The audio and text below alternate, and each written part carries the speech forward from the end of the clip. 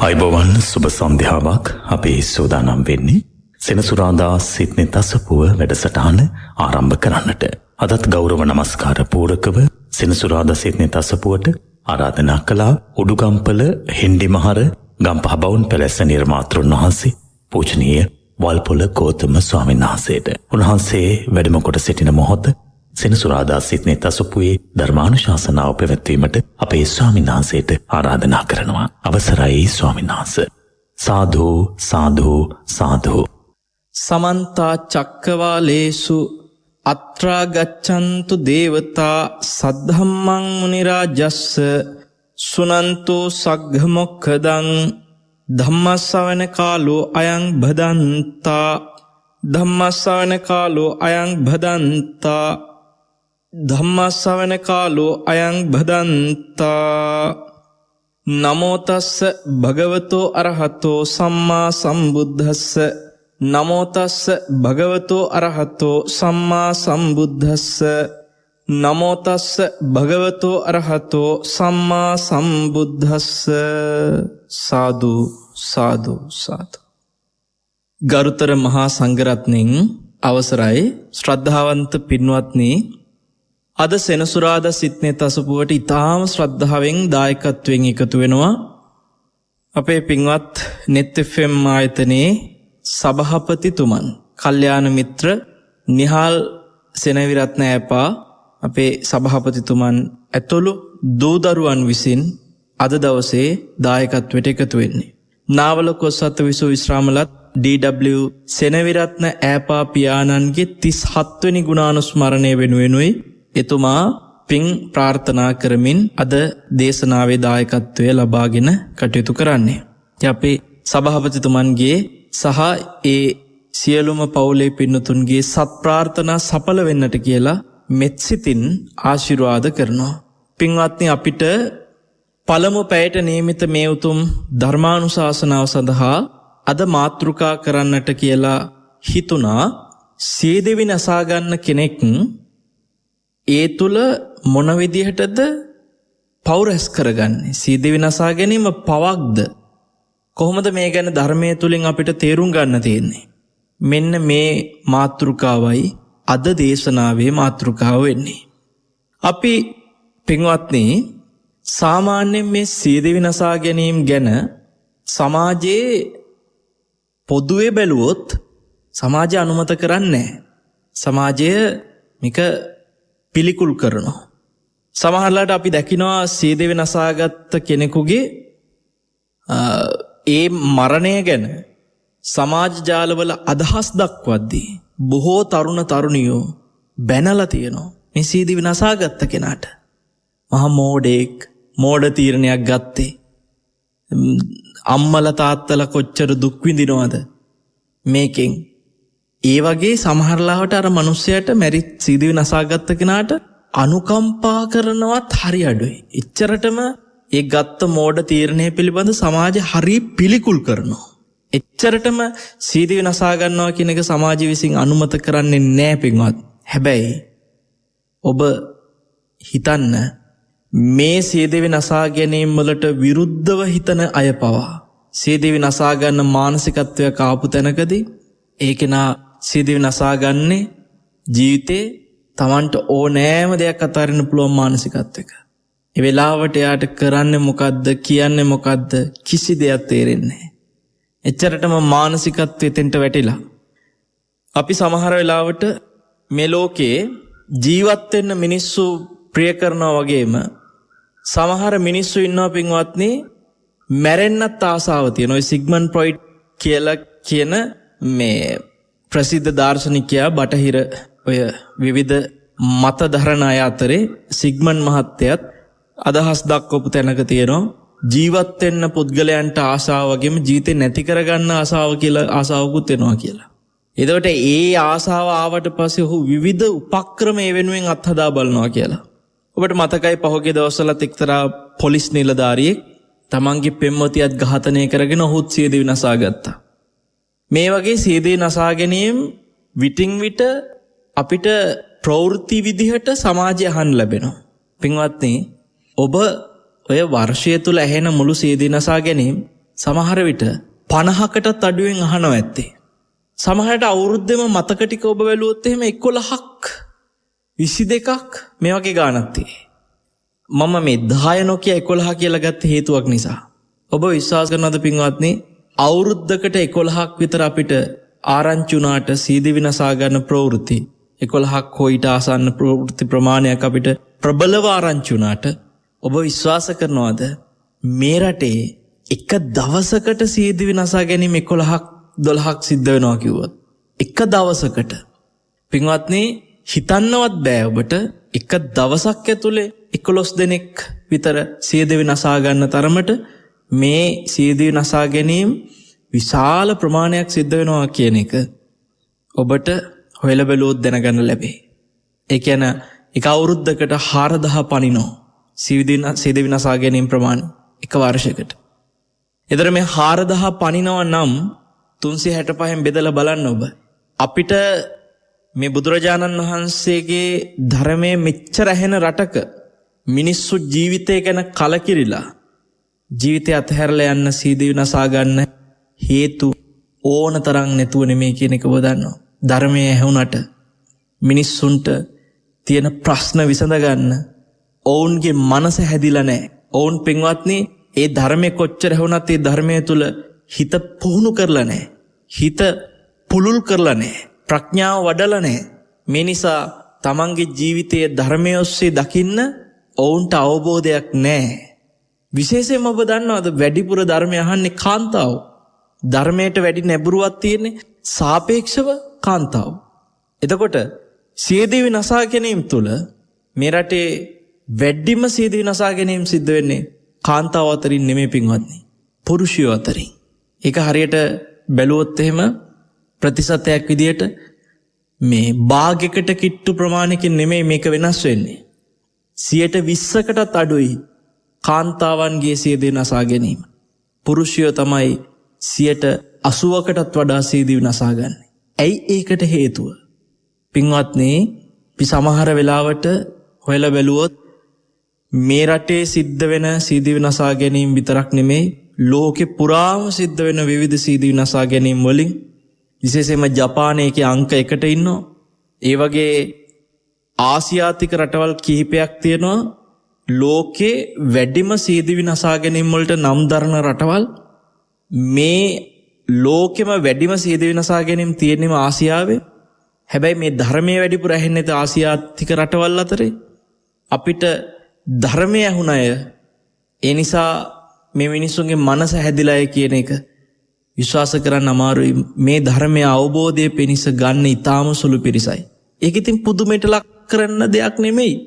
බුදුරජාණන් වහන්සේම නියසෙලට පස් ටිකක් අරගෙන පෙන්නුවේ මේ ධර්මය අවබෝධ කරන්න මේ වගේ සුළු පිරිසයි. මේ මහ පොළොවේ පස් වගේ විශාල පිරිසක් මේ ධර්මය අවබෝධයක් කරා යන්නේ නැහැ. ඉතින් එහෙනම් පින්වත්නි, මේ ලෝකේ කොච්චර ධර්මය ඇහුණත් ඒ ධර්මය තුල අවබෝධයකට යන්න පුළුවන් පින තියන අය ඉන්නේ ඊටාම සුළු පිරිසයි. ඔවුන් ජීවිතේ අවබෝධයට හිත ගෙනියනවා. හැබැයි අද අපි මේ අනුශාසනාව තුල කතා කරන්න පින්වත්නි, මේ සියදිවි නසා ගැනීම වලට හිත හැදෙන්නේ කොහොමද සහ සියදිවි නසා ගැනීම වලින් හිත ඈත් කරගන්නේ කොහොමද? ඒකට හිත හදාගන්නේ කොහොමද? සියදිවි නසා ගන්න නැති වෙන හිතක් තියාගන්නේ කොහොමද? ආදී මේ උපදේශන දෙන දේශනයක් නෙමෙයි මේ දේශනේ. අපේ මාතෘකාව සියදිවි නසා ගැනීම පවුද නැද්ද? මේ ගැන ධර්මයේ තුල කතා කරන්නේ කොහොමද? මේ ගැන අපි විමසමු. විවිධ දේශන, ඊට පස්සේ විනය පිටකේ හැම දෙම මේ බුද්ධ වචන ඇසුරින් සියදිවි නසා ගැනීම පවක්ද නැද්ද කියන එක ගැන හොයලා බලමු. අපි මේ මාතෘකාව කතා කරන්න හේතුන එක සිද්ධියක් තියෙනවා. එක්තරා කෙනෙක් මගෙන් ප්‍රශ්නයක් ඇහුවා, අපේ හාමුදුරුවනේ, පරපණ නසනකොට අනුන්ගේ ප්‍රාණයක් විනාශ කිරීම නිසා ඒක පවක් කියන එක තේරෙනවා. හැබැයි සිය පණ නසනකොට, සිය දිවි නසනකොට තමන්ගෙම කය තමන් විසින් නැති කරගන්න එක පවක් වෙන්නේ කොහොමද? ඒක තමන්ගේ කයනේ. තමන්ට කැමති තීරණයක් තමන් පිළිබඳව තමන්ට ගන්න පුළුවන් නම් කොහොමද තමන්ගේ කය නැති කරද්දි පවක් වෙන්නේ කියලා මගෙන් ප්‍රශ්නයක් ඇහුවා කෙනෙක්. මේ ගැන ධර්මයේ තුල කතා කරන විදිහ ටිකක් නිදහසේ විමසලා බලන්න ඕනේ කියලා ඒ ඇත්ත මගෙන් ප්‍රශ්න කරද්දි මට හිතුණා මේ ගැන සමාජයටත් කතිකාවක් කරන්න සිත්නෙත් අසපුව හොඳ වේදිකාවක් අපි කතා කරමු අද දවසේ. මේ පිළිබඳව තියෙන පව කොහොමද තේරුම් ගන්න ඕනේ? දැන් සමහරු ඔය තමන්ගේ කය නැති කරගන්න ඉතින් කාටවත් අර කියන මයි පෙට්‍රල් මගේ කය නැති කරගන්න මම ගන්න තීරණය එක මගේ පුද්ගලික තීරණයක්.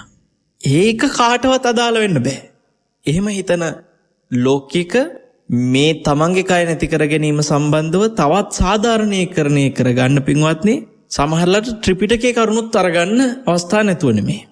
බෝධිසත්වයන් වහන්සේත් සමහර ජීවිතවල එහෙම සීදි විනාශාගෙන තියනවා නේද? බෝසත්වරුත් එහෙම කරනවා නම් කොහොමද මේක පවක් වෙන්නේ? මේ විදිහට සාධාරණීකරණය කරනවා. පින්වත්නි ඇත්තටම දැන් විනය පිටකයේ තුල ජීවිතයක් හානි කිරීම සම්බන්ධව කතා කරද්දී මිනිස් ඝාතනයක් කිරීම, තිරිසන් සත්වෙක් ඝාතනය කිරීම, එහෙම නැත්නම් තමන්ගේ කය ඝාතනය කිරීම, සීදි විනාශා ගැනීම, මේ තුනට තුන් ආකාරයක ශික්ෂාපද තියෙන්නේ. අපි බලමු විනය පිටකයේ කොහොමද මේ ඝාතන තුනට තුන් ආකාරයක ශික්ෂාපද පනවලා තියෙන්නේ කියලා. මෙතන පින්වත්නි මිනිස් ඝාතනය බරපතලම මේ භික්ෂුවකට තියෙන ප්‍රබලම ශික්ෂාපද හතරෙන් එකක් විදිහට මිනිස් ඝාතනය පෙන්නලා තියෙන්නේ. ඔබ අහලා ඇති පරාජික කියන ශික්ෂා. පරාජික කියලා කියන්නේ යම් භික්ෂුවක් ඒ පරාජික ඇත්තටම භික්ෂුන් වහන්සේලාට තියෙන හතරයි. ඒ හතරෙන් එක පරාජිකාවක් හරි යම් භික්ෂුවක් අතින් වුණොත් ඒ භික්ෂුව නැවත ප්‍රකෘති කරන්න බෑ ඒ කැඩිච්ච ශික්ෂාව. තල් ගහක කරටිය කැඩනවා වගේ කියලා කියන්නේ. එච්චරට ප්‍රබලයි. ඒවා හතරයි තියෙන්නේ. 200 ගාණක් තියෙන ශික්ෂාපද අතරින් හතරයි තියෙන්නේ. ඒ හතරෙන් එකක් තමයි මිනිස් ඝාතනය. මිනිස් ඝාතනයට එහෙම නැත්නම් අනුබල දීම. භික්ෂුව ලේ හොල්ලන්න ඕනේ. භික්ෂුව මිනිස් ඝාතනයක් තමන්ගේ අතින්ම කරන්න ඕනේ පරාජික වෙන්න. ඒකට පුංචි වචන මාත්‍රකින් අනුබලයක් දුන්නත් ඇති. ඒ මිනිස් ඝාතනයට පින්වත්නි ගර්භාෂයේ ඉන්න කුස පිළිසඳගත්ත දරුවෙක් වුණත් ඇති. ගබ්සාවකට අනුබල දුන්නත් භික්ෂුවක් ඒ අනුබලය නිසා යම් කාන්තාවක් තමන්ගේ දරුවා කුසේදීම ඝාතනය කළා නම් මේ භික්ෂුව පරාජික වෙනවා. එතකොට ඒ තරමටම ප්‍රබලව මිනිස් ඝාතනය සම්බන්ධ උන්වහන්සේ ශික්ෂා පනවලා තියෙනවා. ප්‍රකෘති කරන්නවත් බැරි තරමට. හැබැයි තිරිසන් සතෙක් ඝාතනය කරන එක සම්බන්ධව සීලයේ පැත්තෙන් තියෙන්නේ පාචිත්‍ය කියන ඇවතක්. පචිති ඇවතක් කියන්නේ පින්වත්නි දේශනා කරලා පිරිසිදු වෙන්න පුළුවන් ඇවතක්. හැබැයි ඔබ මතක තියාගන්න මේ විනය පැනවීම තුල දේශනා කරලා පිරිසිදු වෙන්න පුළුවන් කියන තැන අවස්ථාව දීලා තියෙන්නේ එහෙනම් දේශනා කරාට පස්සේ ඒ සතා මරපු පව නැති වෙනවා කියලා හිතලා නෙමෙයි. සමහරව හිතනවා එතකොට දේශනා කරාම ඔක්කොම හරිද? පව නැති වෙනවද? එහෙම නැති වෙන්නේ නැහැ. අකුසලය විපාක විඳින්න වෙනවා. හැබැයි මේ පිරිසිදු වෙන්න පුළුවන් ඉඩක් දීලා තියෙන්නේ නිවන පිණිස සමාධිය වඩන්න සීලය තුල ප්‍රකෘති වෙන්න පිරිසිදු වෙලා එතනින් එහාට මේ ගමන යන්න පුළුවන් වෙන්න. එතකොට පරාජික වෙච්ච කෙනෙකුට උනත් පරාජිකාවෙන් උපසම්පදාව තුළ ප්‍රකෘති වෙන්න බැරුණාට සාමණේර භික්ෂුවක් විදිහට තමන්ගේ ගමන මේ ධර්මයේ තුල හැසිරෙන්න පුළුවන්. අපි මෙතෙන්දී තිරිසංගත සතෙක් ඝාතනය වෙනවා නම් පචිත්‍යාපත්තියක් කියලා කියද්දී මං කෝවා තුන් ආකාරයකින් මේ කරුණු තුනම තියෙන මිනිස් ඝාතන, තිරිසංගත ඝාතන, තිරිසං ඝාතන, තිරිසන් සතෙක් මරණ එක, ඊට පස්සේ සීද විනාශා ගන්න එක. අපි මෙතන සීද විනාශා ගන්න එක තියෙන විනය පින්වත්නි දුක්ඛටපත්තියක් විදියට. දුක්ඛලවත. දුක්ඛටාපත්ති කියලා කියන්නේ ඊටාම පුංචි ශික්ෂාපද, කුඩාම ශික්ෂාපද. දුක්ඛල ඇවතක් කියලා කියන්නේ තියෙන කුඩාම ශික්ෂාපද වල තියෙන ඊට වඩා කුඩා ශික්ෂාපද නැති තරම්. චරටම කුඩායි. දුක්ඛල ඇවතක් දේශනා කරලා පිරිසිදු වෙන්න පුළුවන්. එතකොට ඒක අර මිනිස් ඝාතන සිද්ධ වෙන පරාජිකයටත් වැඩිය, තිරිසන් ඝාතනයක් සිද්ධ වෙන පචිත්‍යාපත්තියට වැඩිය පුංචි ශික්ෂාපදයක් විදිහට තමයි සියදිවි නසා ගැනීමට ශික්ෂාපදේ පනවල තියෙන දුක්ඛටාපත්තියක් කියලා. දැන් ඔතන පින්වත්නි බලන්න, මේ කරුණත් ඇති කෙනෙකුට සියදිවි නසා ගැනීමක් සාධාරණී කරගන්න. දැක්කනේ එතන ඒ පනවල තියෙන විදිහ මේක හිච්චර පවක් නෙමෙයි කියලා කියන්න පුළුවන්. පින්වත්නි භික්ෂුවකට ශික්ෂාපද පනවල තියෙන පව බලලා නෙමෙයි. ඒක මේ සංඝ සුට්ටුතාය, සංඝ පාසුතාය ආදී මේ සංඝයාගේ පහසුව, සංඝයාගේ සැපේ පිණිස, සමාධිය වැඩෙන්න උදව් වෙන, නිවන් මාර්ගට උපකාර වෙන්න බුද්ධ ශාසනයේ චිරස්ථතියට පනවපු ශික්ෂාපද. එහෙම වෙලුවොත් එහෙම භික්ෂුවකට රාත්‍රී ආහාරය ගැනීම සම්බන්ධ ශික්ෂාපදයක් තියෙනවනේ. තනත් පචිත්‍යාපත්තිය. එතකොට කෙනෙක් තර්ක කරයි රැට කෑම ටිකක් කෑවා කියලා ඕක අපාය යන්න අකුසලයක් වෙනවද කියලා කියන්න පුළුවන්. එහෙම අපාය යන අකුසල් වලටම විතරක් ශික්ෂාපද පැනෙවුවා කියලා හිතන්න එපා පින්වත්නි. භික්ෂුවකට තියෙනවා නානකොට, අපි භික්ෂුව නානවා කියන්නේ නානවා කියන වචනේ කිව්වේ නොදන්න නිසා හැමෝම පැම්පහසු වෙනවා කියන වචනේ තමයි භික්ෂුවට පාවිච්චි කරන්නේ. භික්ෂුවක් පැම්පහසු වෙද්දී කකුලක පිට යටිපතුල නෙමේ කකුලේ උඩ පැත්තින් අතුල්ලන්න අනිත් කකුලේ යටිපතුල පාවිච්චි කරන. කියන්නේ ඔබ කකුලකින් කකුලක් අතුල්ලන්නේ සාමාන්‍යයෙන් නානකොට. එහෙම කකුලක් තව කකුලකින් අතුල්ලනවා නම් කකුලෙන් ඒක තහනම් කරලා බුදුරජාණන් වහන්සේ භික්ෂුවට ශික්ෂාපදයක් පනවලා තියෙනවා. කකුලක් කකුලෙන් අතුල්ලන එක තහනම් කරලා පැම්පහසු වෙද්දී. ඒතර ඒ වගේ ශික්ෂාපද ගත්තොත් එහෙම ඔබ හිතන්න, ඒ කවුරු හරි භික්ෂුවක් ඒක කොලොත් නිරේ යනවා, තිරිසන් ලෝක යනවා. ඒ හින්දා බුදුහාමුදුරුවෝ ඒක තහනම් කරලා ශික්ෂාපදයක් පැනෙවුවා කියලා ඔබට කියන්න බෑනේ. නිසා මේක මේ කර්මයේ තියෙන බරපතලකම බලලා ශික්ෂාපද පැනවලා නෙමෙයි. මේ සමාජය තුළ භික්ෂුවගේ පැවැත්මට බලපෑමක් කරන යම් යම් කරුණු සාධක මත බුදුරජාණන් වහන්සේ පනවපු ශික්ෂාපද. සංඝයාගේ පහසුව බලලා, විවිධ කරුණු බලලා උන්වහන්සේ සමහර පනවපු ශික්ෂාපද ලිහිල් කරපු අවස්ථාවක් තියෙනවා. පින්වත්නි, ඒ නිසා මෙතන විනය තුළ ශික්ෂා පනවපු විදියෙන් මිනිස් ඝාතනය, තිරිසන් ඝාතනය සහ සීදී විනාශා ගැනීම මොන විදිහටද සාපේක්ෂව මේ කර්මයෙන් බලපෑම පව අඩු වැඩි වෙන්නේ කියලා ඔබට මනින්න බෑ විනය තුළ පනවපු විදිය බලලා. ඒ නිසා අපි මේක බලන්න ඕනේ ධර්මය ඔස්සේමයි. දැන් අපි මේ විනය පිළිබඳ පැතිකඩ ඔබට පෙන්නලා දුන්නේ. මේකත් සමහරු සාධාරණීකරණය කරන්න පාවිච්චි කරනවා. සීදී නසා ගැනීම මහ ලොකු බරපතල දෙයක් නෙමෙයි, දුක්ඛටාපත්තියක් සිද්ධ වෙන දෙයක්. ඒක එච්චර ගණන් ගන්න දෙයක් නෙමෙයි. තමන්ගේ කය නැත් කරගන්න එක කාටවත් ප්‍රශ්නයක් නෑ. ඒක පවක් වෙන්න බෑ කියලා සමහරු අර්ථකථනය කරන්න ඕවත් පාවිච්චි කරනවා. මම ඔබට මේ කරුණු හැම එකම මෙතනදී පෙන්වන්නේ සමහර විට මම ඔය විනය පිටකේ කරුණ අතහැරලා ඉතුරු ටික කතා කරොත් මේකේ පවක් වෙනවද නැද්ද කියන එක වෙන ටිකක් කතා කරොත් අනිත් කරුණු සම්පූර්ණ ධර්මයේ පැත්තෙන් විතර කෙනෙක් එතකොට කියයි ඔය කිව්වට විනය පිටකේ නම් මෙන්න මෙහෙමයි පනවලා තියෙන්නේ.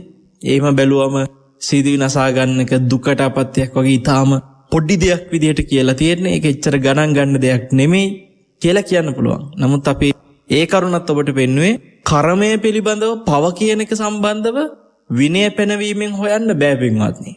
ඒකින්ද අපි බලමු මෙතන සීදී නසා ගැනීම සම්බන්ධ දැන් ඇතැම් බෝසත්ාත්මවල බෝසතාණන් වහන්සේත් ඇතැම් ජීවිතවලදී සීදී නසාගත් අවස්ථා අහලා ඇති ඔබ විවිධ ජාතක ඇසුරෙන්. ඇයි එහෙම වෙලා තියෙන්නේ? දැන් සමහර ආත්ම තියෙනවා එකපාරක් තමන්ගේ දරුවෝ මේ ව්‍යාග්‍ර දේනුවක් කන්න යනකොට, බඩගින්න හිටපු ව්‍යාග්‍ර දේනුවක් තමන්ගේ දරුවන් කන්න යනකොට බෝසතාණන් වහන්සේ ඒ ව්‍යාග්‍ර දේනුවට බිලි වෙනවා තමන්ගේ දරුවන්ව ආරක්ෂා කරන්න. ඒ වෙලාවේ දරුවෝ කෙරෙහි කරුණාබර සිතක් විතරයි තිබ්බේ. ඒ වගේ සීදී නසා ගැනීම තියෙන දේශන තුළ ඔබ අහලා තියෙන සිරිසංගබෝ හිස දන් දුන්නා. කහවණු දහසක් වෙනුවෙන් සිරිසංගවෝ හිස ගේන්න කියද්දී මගියෙකුට තමන්ම සියතින් හිස ගලවලා දෙනවා. මේ වගේ සිද්ධි ඔබ අහලා තියෙනවා මේ ධර්මය කතා කරනකොට. බෝසත් චරිත බුදු බව පතමින් ජීවිතය තමන්ගේ ජීවිතය තොර කරගන්න කටයුතු කරපුවා මේ සමාජයට යම්කිසි සීදිවි නසා ගැනීමට පෙළඹවීමක් කරනවාද? ඒකෙන් සීදිවි නසා ගැනීම සාධාරණීකරණය කරගන්න ඉඩක් හදලා දීලාද? ඒ වගේ ජාතක කතා නොකර ඉන්න තිබ්බ නේද? කෙනෙකුට තරක වෙන්න පුළුවන් මේ වගේ සිද්ධිත් පින්වත්නි. අපි ඇත්තටම සමහර මේක පවක් කියලා කෙල්ලේ හේතු හරියට නොවිමසා ඔහේ කියනකොට ඒ කියන්නේ සමහරු දැන් මේ සීදිවි නසා ගැනීම කවුරුත් අනුමත කරන දෙයක් නෙමෙයිනේ පින්වත්නි. ඕනම කෙනෙක් සීදිවි නසා ගැනීම පිළිකුල් කරනවා, ප්‍රතික්ෂේප කරනවා. ඉතින් එහෙම පිළිකුල් කරන ප්‍රතික්ෂේප කරන එක පවක්ද නැද්ද කියලා ආය අමුතුවෙන් විමසන්න දෙයක්වත් නෑනේ කියලා තැන ඉන්න අයත් ඉන්නවා. ඒ අය කෙලින්ම එකෙල්ලෙම ඊයෝ සීදිවි නසා ගන්න එක මොන පවක්ද කියලා අර සමාජයේ මේක පිළිකුල් කරන නිසා, ප්‍රතික්ෂේප කරන නිසා ඒ තැන ඉඳලා මේක පවක් කියන තැනට එකපාරටම දානවා. ඒ දාන අයට සමහරව එතකොට ප්‍රශ්න කරනවා. එහෙනම් ඉතින් බෝසතාණන් වහන්සේත් බුදු බව පතමින් හිස දන් දෙමින් ඕවාගේ විවිධ විදියට සීදිවි නසා ගත්තා නම් ඒ ආත්මවල එතකොට උන්වහන්සේත් පව් කරලාද මේ බුදු උනේ? බුදු වෙන්නත් එතකොට පව් කරන්න ඕනේද කියලා තර්ක කරනවා සමහරව. ඒ නිසා මේ ඒකාන්තයෙන් පවක්ය කියලා හරියට තොරතුරු විමසීමක් නැතුව යන අයත් සමහර තැන්වලදී මේ ප්‍රශ්නේදී හිර වෙනවා. ඒ වගේම සමහරු මේ බෝසත් චරිතයේ සිදුවීම් පවාරගෙන සාධාරණීකරණය කරනවා. මේ හැම දෙයකම පව කොහොමද තේරුම් ගන්න තියෙන්නේ කියලා අනිවාර්යෙන් ඒ නිසාමත් විමසලා බලන එක සුදුසුයි කියලා ඔබට තේරෙනවා ඇති පින්වත්නි. මේ හැම කාරණයක්ම බලනකොට ඉතින් සමහර වෙලාවට ඒ සාධාරණය කර ගැනීම සමාජයට අහිතකර වෙන්න පුළුවන්. මේක පවක් නෙමෙයි කියන තැන මෙතනදී කෙනෙකුට බයක් නැති කරනවා. සතර අපායේ උපතකට මේක හේතුවක් වෙනවයද? එහෙම නැත්නම් සතර අපායේ උපදින්න මේක කිසිම බලපෑමක් කරන්නේ නැහැ. මේක මේ එහෙම පවක් වෙන්නේ නැහැ. තමන්ට ඕන තීරණේ තමන්ගේ කය ගැන තමන්ට ගන්න පුළුවන්. තමන්ට ඕන නම් තමන්ට මහත් වෙනවද, කෙට්ටු වෙනවද, තමන්ට කැමති විදිහට තීරණය කරන්න පුළුවන්. මම මහත් වුණාද කෙට්ටු වුණාද කියලා කාටවත් එක පවක් වෙන්නේ නැහැ. මං ගිහිල්ලා වෙන කාගේ හරි ශරීරයක් බලෙන් විනාශ කරනවා නම් ඒක අකුසලයක් වෙන්න පුළුවන්. වෙන කෙනෙක් කැමැත්ත දුන්නොත් අනේ මගේ ජීවිතේ නැති කරන්න කියලා එතකොට ඒ කෙනා සීදිවි නසා ගන්න තැනට ලක් වෙනවා. වගේම ඒකට තව කෙනෙක් ගිහිල්ලා උදව් කරනකොට එයාට ඒක බලපෑමක් වෙන්නේ නැද? එයා කැමැත්තෙන් මෙයාව නැති කරන්න කියලා ඒකට අවස්ථාව හදපු හින්දා මේ වගේ මෙවැනි කරුණක් පින්වත්නි පවක්ද නැද්ද කියන එක යම් පැත්තකින් පවක් නෙමෙයි කියලා සාධාරණීකරණය කරන්න උත්සාහ කරන එක තුළ සමාජයේ අපි නොහිතන හානි සිද්ධ වෙන්න පුළුවන්. ඒ වගේම දැන් පවක් නෙමෙයි කියන එකට එහෙම සමහරු ධර්ම විනය තුලම කරුණු උදාහරණ උපමා විදියට ඒ බෝසත් චරිත ගන්නකොට ඔවුන්ට මේක පවක් කියන එක කියද්දී ඔවුන් එතකොට බෝසතාණන් වහන්සේ කෙනත් අපහදිනවා. ඉතින් ඒ හින්දා අපි මේක විමසන්න ඕනේ. පින්වත්නි, මේ ලෝකයේ මේ සීදිවි නසා ගැනීම ඔබ දන්න බුද්ධ කාලෙත් ඔය රජ්ජුමාල්ල වගේ සිද්ධි බැලුවමත් තියෙනවා. විතරක් නෙමේ ඔබ අහලා ඇති ඉන්දියාවේ ඒ කාලේ තමන්ගේ ස්වාමි පුරුෂයා මැරුණට පස්සේ ඒ වැඳපු වෙච්ච බිරිඳ ස්වාමි පුරුෂයාගේ දැවෙන සෑයටම පැනලා සීදිවි නසා ගන්න ඕනේ. ඒ වගේ චාරිත්‍ර තිබ්බා. රටේ චාරිත්‍රයක් විදියට. ඒකට සති පූජා කියලා නම් කරලා එහෙම ඒ පූජාවක් විදියට. ස්වාමියා නැත්තම් එයත් ජීවත් වෙන්න වෙයි. දැන් අමහරු තමන්ගේ ආදරය නිසා තමන්ගේ ආදරණීය කෙනෙක් මියගිය දුකට සීදිවි නසා ගන්න අවස්ථා තියෙනවා. එයා නැතුව මට ඉන්න බෑ.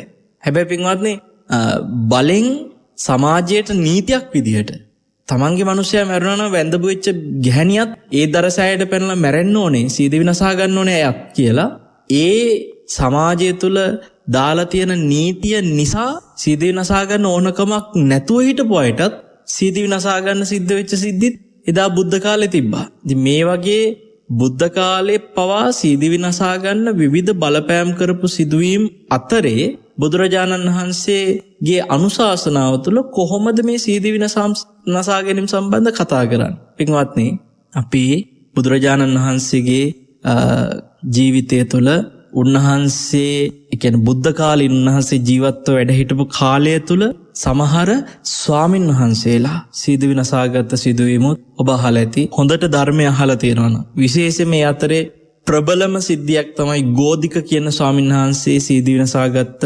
අවස්ථාව. ගෝධික හාමුදුරුවෝ පින්වත්නි සීදිවි නසා ගන්න හිත ඇති කරගත්තේ තමන් වහන්සේගේ මේ ධ්‍යාන සම්බන්ධ ඇතිවෙච්ච ගැටලුවකදී. ඉසිගිලි කියලා කන්දක් තිබ්බ ඔබ අහලා තියෙනවා. මේ ඉසිගිලි කන්දේ තමයි ගෝධික හාමුදුරුවෝ වැඩ හිටියේ. උන්වහන්සේ හොඳට භාවනා කරපු ස්වාමීන් වහන්සේ නමක්. හැබැයි උන්වහන්සේ නිතරම ලෙඩ රෝග වලින් පෙළුණා. උන්වහන්සේට හරියට රෝගාබාධ තිබ්බා. මේ ගෝධික හාමුදුරුවෝ ගොඩාක් උත්සාහ කරලා මේ අසනීප අතරේ බොහොම අමාරුවෙන් උත්සාහ කරලා ලෞකික ධ්‍යාන හදාගත්තා. ස්වාමීන් වහන්සේගේ මේ ධ්‍යාන ඊටාම ඉක්මනින් නැති වෙනවා. උන්වහන්සේ ලෙඩ වෙලා ලෙඩ ඇඳට වැටෙනවා. ඒ රෝගාබාධ වලින් රෝගාතුර වෙලා ඉන්නකොට උන්වහන්සේට හරියට භාවනාවක් කරගන්න බෑ. ඉතින් ධ්‍යානචර හදාගන්න උත්සාහ කළත් ආය නැති වෙනවා. ඔය විදිහට පින්වත්නි 5 පාරක් උන්වහන්සේ මේ ධ්‍යාන උපද්දගෙන ධ්‍යාන පිරිහෙනවා. ස්වාමීන් වහන්සේට ඒ වෙලාවේ බයක් ඇති වුණා. මේ ධ්‍යානයක් පිරිහිලා ගියපු වෙලාවක මගේ මේ රෝගාබාධ නිසා මම මැරුණොත් මට කොහේ උපදින්න සිද්ධ වෙයිද? මගේ උපත අවිනිශ්චිත වෙයි. මේ රෝගාබාධ නිසා මං කොහොමත් කොයිල හැරි මැරෙනවා.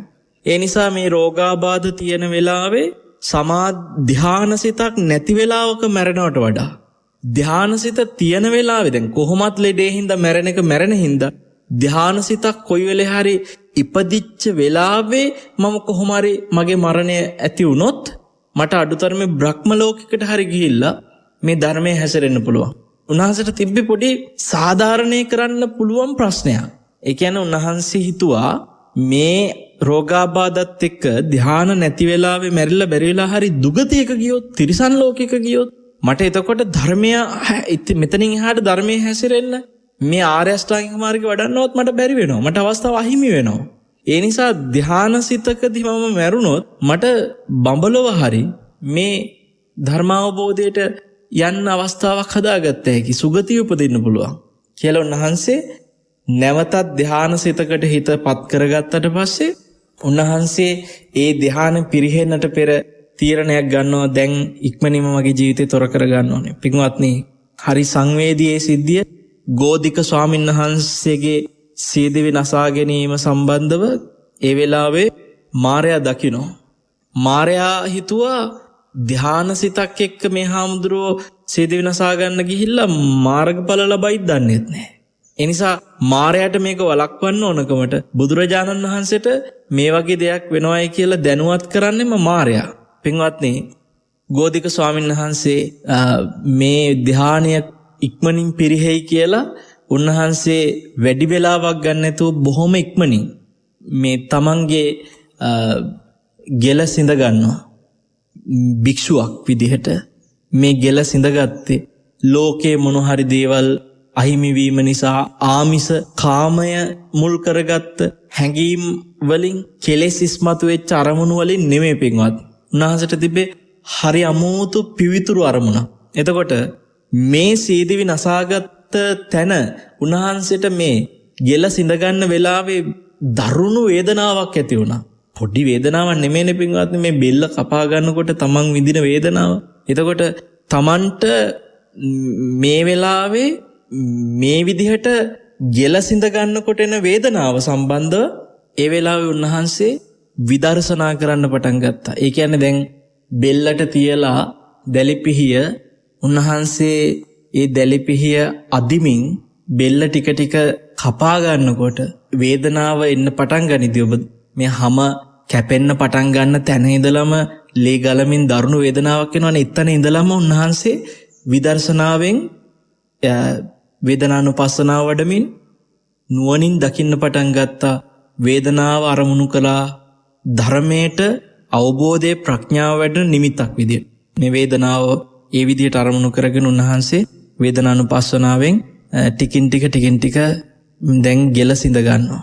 පින්වත්නි ඔබ දන්න දැන් ධ්‍යාන සිතක සමාධිමත් සිතකනේ උන්වහන්සේ කොහොමත් මේ කටයුත්තට හිත ගන්න කලින්ම හිටියේ. උන්වහන්සේ වගේ සිත සමාධියක තියාගත්ත ආසන්න මොහොතක ධ්‍යාන සිතකට පත්වෙච්ච ආසන්න මොහොතක මේ වගේ විදර්ශනා අරමුණුත් කරමින් දැන් බෙල්ල කපන්නේ.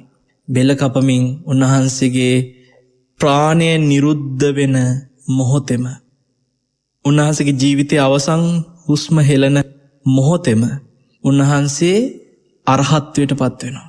මේ දෙකම එකට සිද්ධ වෙන්නේ.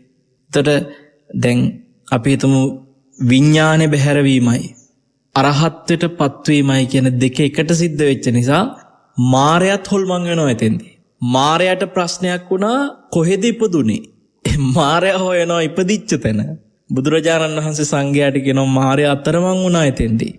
ඉපදිච්ච තැනක් හොයාගන්න බැරි වුණා. හරිම පුදුමයි ඒ අරහත්වේ. පින්වත්නි අරහත්ත්වයට පත් වෙලා රහතන් වහන්සේ නමක් විදියට හුස්ම ගත්තෙත් නෑ හුස්ම හෙළුවෙත්. රහතන් වහන්සේ නමක් විදියට හුස්ම ගත්තෙත් නැති හුස්ම හෙළුවෙත් නැති උත්තමේ ගෝධික මහරහතන් වහන්සේ. සසර පුරාම පෘථග්ජන විදිහට හුස්ම ගත්තා හුස්ම හෙළුවා. හැබැයි රහත් වෙලා පිරිනිවන් පෑවා. නමුත් මුළු සසරෙම හුස්ම අරන් තියෙන්නේ පෘථග්ජන විදිහට විතරයි. හුස්ම හෙළලා තියෙන්නේ පෘථග්ජන විදිහට විතරයි.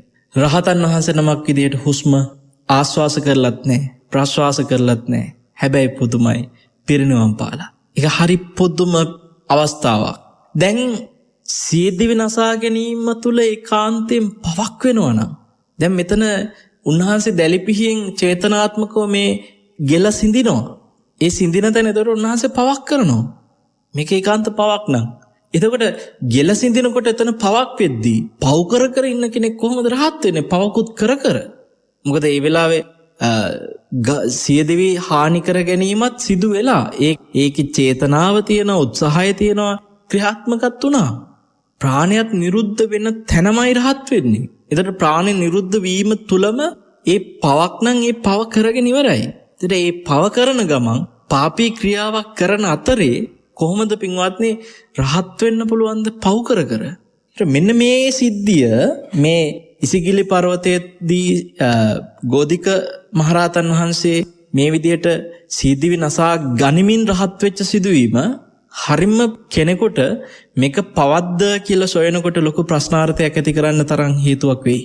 එතකොට මේක අරගෙන කෙනෙක් එහෙනම් කිසි ප්‍රශ්නයක් නැහැ සීදිවි නසා ගන්න එක පවක් නෙමෙයි කියලා හිතන්න පුළුවන්. පින්වත්නි ඇත්තටම සීදිවි නසා ගන්න එක කොහොමද බලපාන්නේ කෙනෙකුගේ ජීවිතේ ඊළඟ ආත්මයට? අපි ගෝධික ස්වාමීන් වහන්සේගේ කරුණක් දැම්මම ඔබට කිව්වේ දැන් බෝසතාණන් වහන්සේ නම් නික්ලේශී වනෙමේ කෙලෙස් සහිතවයි ඒ සියදිවි නසා ගැනීම සිද්ධ කළේ බෝසත් ආත්මවල. එතකොට ඒ බෝසත් ආත්මවල සම්බුද්ධත්වය දෙසා කෙලෙස් සහිතව ගත තීරණ නිසා කෙනෙකුට කියන්න පුළුවන් කෙලෙස් සහිතව ගන්න තීරණ නිවැරදි වෙන්නෙත් නැහැ කියලා. උන්වහන්සේ මොකද සියදිවි නසා ගැනීමෙන් පසුව යම් තැනක උපත ලැබපු නිසා මෙතන සියදිවි නසා ගත්තද කොහේ හරි ඉපදුනා. කෙනෙකුට කියන්න පුළුවන් උන්වහන්සේ වඳුරු ආත්මවල හස්ති වෙලා ඇත්තාත්මවල ගිරා ආත්මවල මේ වගේ විවිධ තිරිසංගත ආත්මවලත් ඉපදෙච්ච නිසා උන්වහන්සේ සමහරට සියදිවි නසා ගත්තට ඒකෙට මේ දුගති ආත්මික ඒ වගේ උපදුනාද දන්නෙත් නැහැ කියලා ඒවා හිතන්න පුළුවන්. හැබැයි මෙතනදී බලන්න මේක ඊට වැඩිය ප්‍රබලයි පින්වත්නි. රහත් වෙනවා සියදිවි නසා ගැනීමත් එක්කම. එතකොට කාටවත් එහෙම පව් කර රහත් වෙන්න බෑනේ. අරහත් කියන එක එච්චර මේ හැලු දෙයක් නෙමෙයිනේ. ඉතින් එහෙනම් කුසලයේ තුලම කුසල සිතකම සිද්ධ වෙන්න ඕන දෙයක් නේ. අකුසල සිතක කවදාක්වත් අකුසල සහගත සිතක් තියෙන මොහොතක අරහත්ත්වයටපත් වෙනවා කියන එක සිද්ධ වෙන්නේ නැත්නම් ගෝධික හාමුදුරුවෝම මෙතෙන්දී මාතෘකා වෙනවා මේක අනිවාර්යයෙන්ම පවක් කියන තැනට සියදිවි නසා ගැනීම දාන්නත් බෑ කියන එක. එතකොට මේ තමන්ගේ කය තමන් නැති කරගන්න එක එහෙනම් කිසිම ප්‍රශ්නයක් නැති සාධාරණීය දෙයක්ද කියලා කෙනෙකුට හිතෙන්න පුළුවන්. ඔය කරුණත් ගෝධික හාමුදුරන්ගේ සිද්ධියත් බලනකොට පින්වත්නි තමන් කාටවත් කරදරයක් නැතුව තනියම තමන්ගේ කය පිළිබඳ ගන්න තීරණත් සමහරලාවට විනය පිටකේ පැත්තෙන් හරි ප්‍රබලව බුදුරජාණන් වහන්සේ තහනම් කරපු තැන් තියෙනවා. දැන් නිකන් හිතන්න යම් කිසි කෙනෙක් තමන්ගේ කය මුල් කරගෙන යම් වින්දනයක් ලබන්න උත්සාහ කරද්දී තමන් ස්වයං විදිහට ඒ වින්දනය ලබනවා නම් පුරුෂයෙකුට පුළුවන් ගැහණියක් සමග සතුටු නොවි තමන්ම ස්වයං විදිහට තමන්ගේ කයත් සමග යම් සතුටක් ලබන්න. ඒ වින්දනය පුරුෂයෙකුටත් පුළුවන් තනියම ගැහණියකටත් පුළුවන්. එතන පැවිද්දෙකුට ඒ සම්බන්ධව බුදුරජාණන් වහන්සේ කොහොමද අවසර දීලා තියෙනවද? කිසිසේත්ම නැහැ. පැවිද්දෙක් ස්වයං තමන්ගේ කය සමග වින්දනයක් ලබනවා නම් මා ඔබට මේ කියන්නේ මොකක්ද කියන එක තේරෙනවා අවබෝධයක් ඇති වැඩිහිටියන්ට. එතකොට අන්න ඒ වින්දනය තමන් විසින් ස්වයං ලබන ඒ වින්දනය භික්ෂුවක් ලබනවා නම් බුදුරජාණන් වහන්සේ ඒකට දෙවනියට බරපතලම ශික්ෂාපද ගොඩට අයිති සංඝාදිශේෂ කියන ආපත්‍ය පනවලා තියෙනවා. එතකොට සංඝාදිශේෂයක් සිද්ධ වුණා කියන්නේ ඒක බරපතලයි.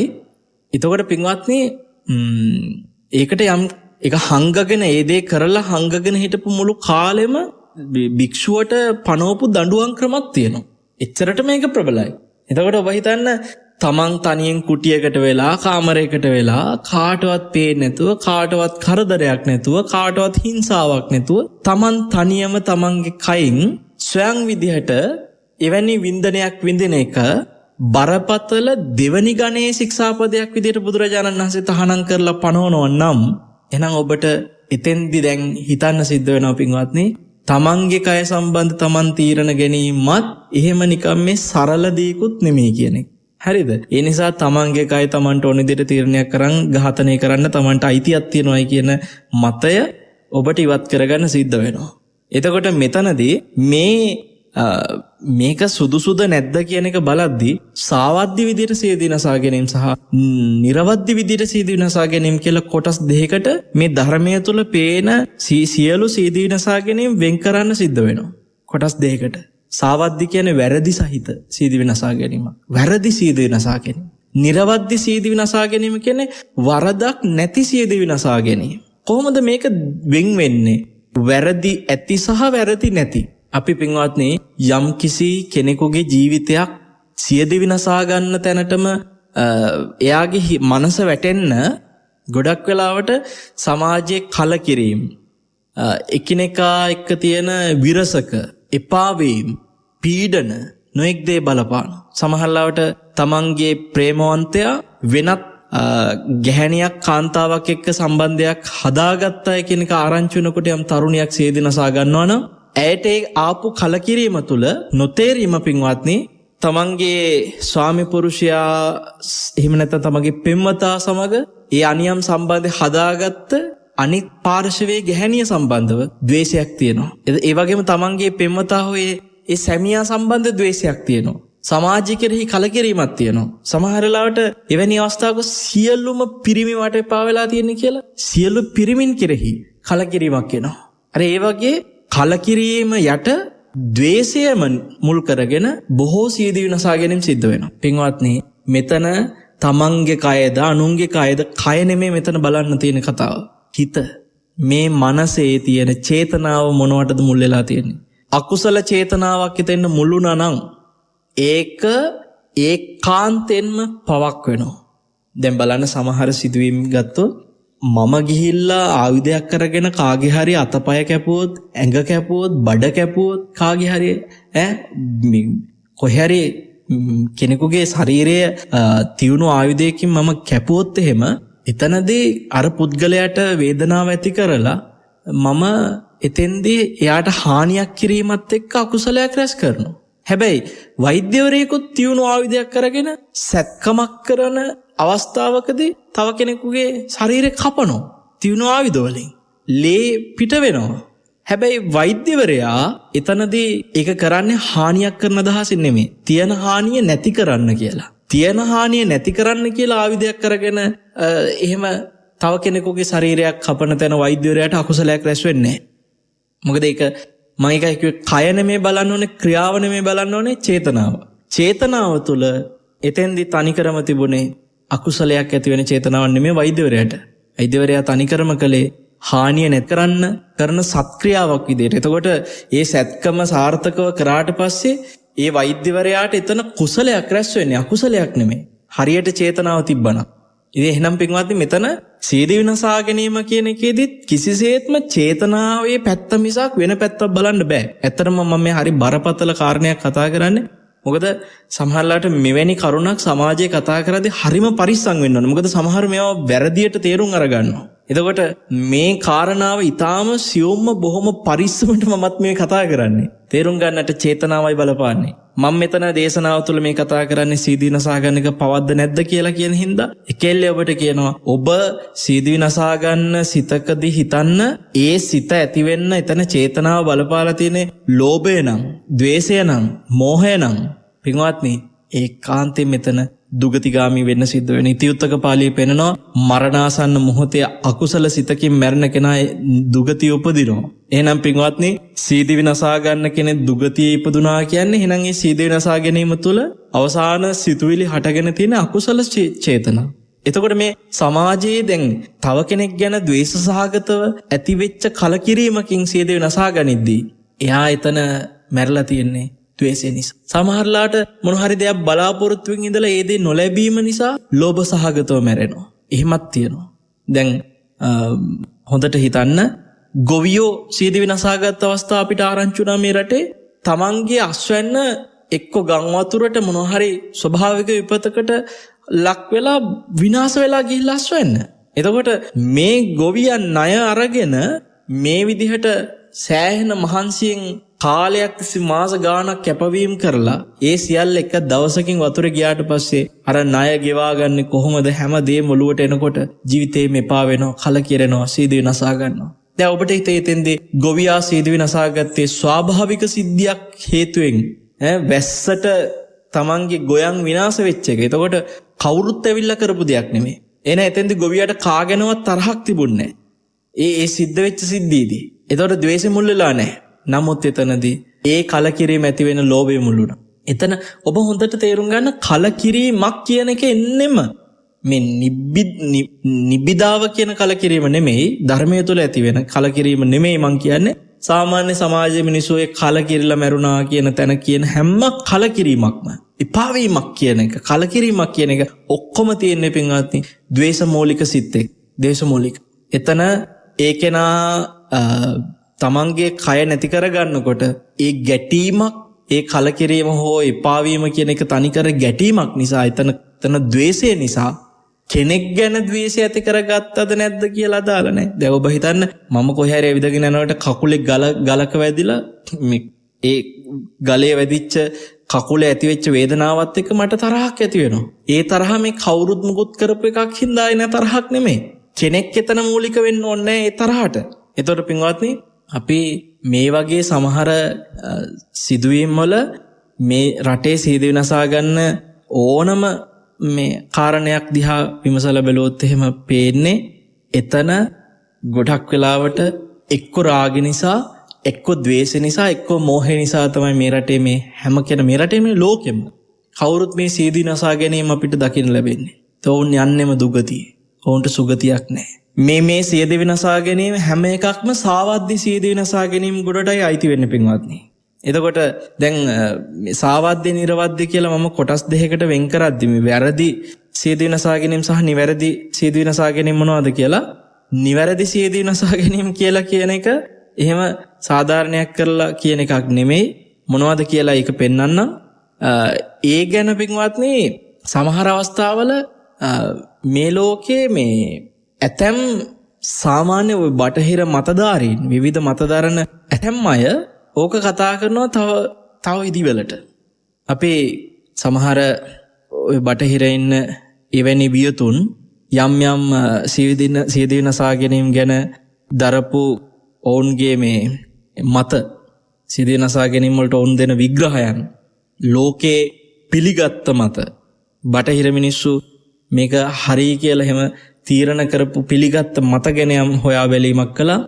ප්‍රංශ ජාතික ප්‍රකට හොඳ සමාජ විද්‍යාඥයෙක් වෙන එමිල් කියන මහත්තයා එමිල් ඩර්කයිම් කියන මහත්තයා සීදී නසා ගැනීම ප්‍රභේද 3කට වෙන් කරලා තියෙනවා. අපි දැන් උතන දෙකක් නේ කතා කරේ සාවද්‍ය නිර්වද්‍ය කියලා. එතන සාවද්‍ය පැත්ත පින්නවා රාග දේශ මොහ ලෝභ දේශ මොහ මූලික වෙලා සීදී නසා ගැනීම මම නිර්වද්‍ය පැත්ත මොකද්ද කියලා තාම කිව්වේ නැහැ.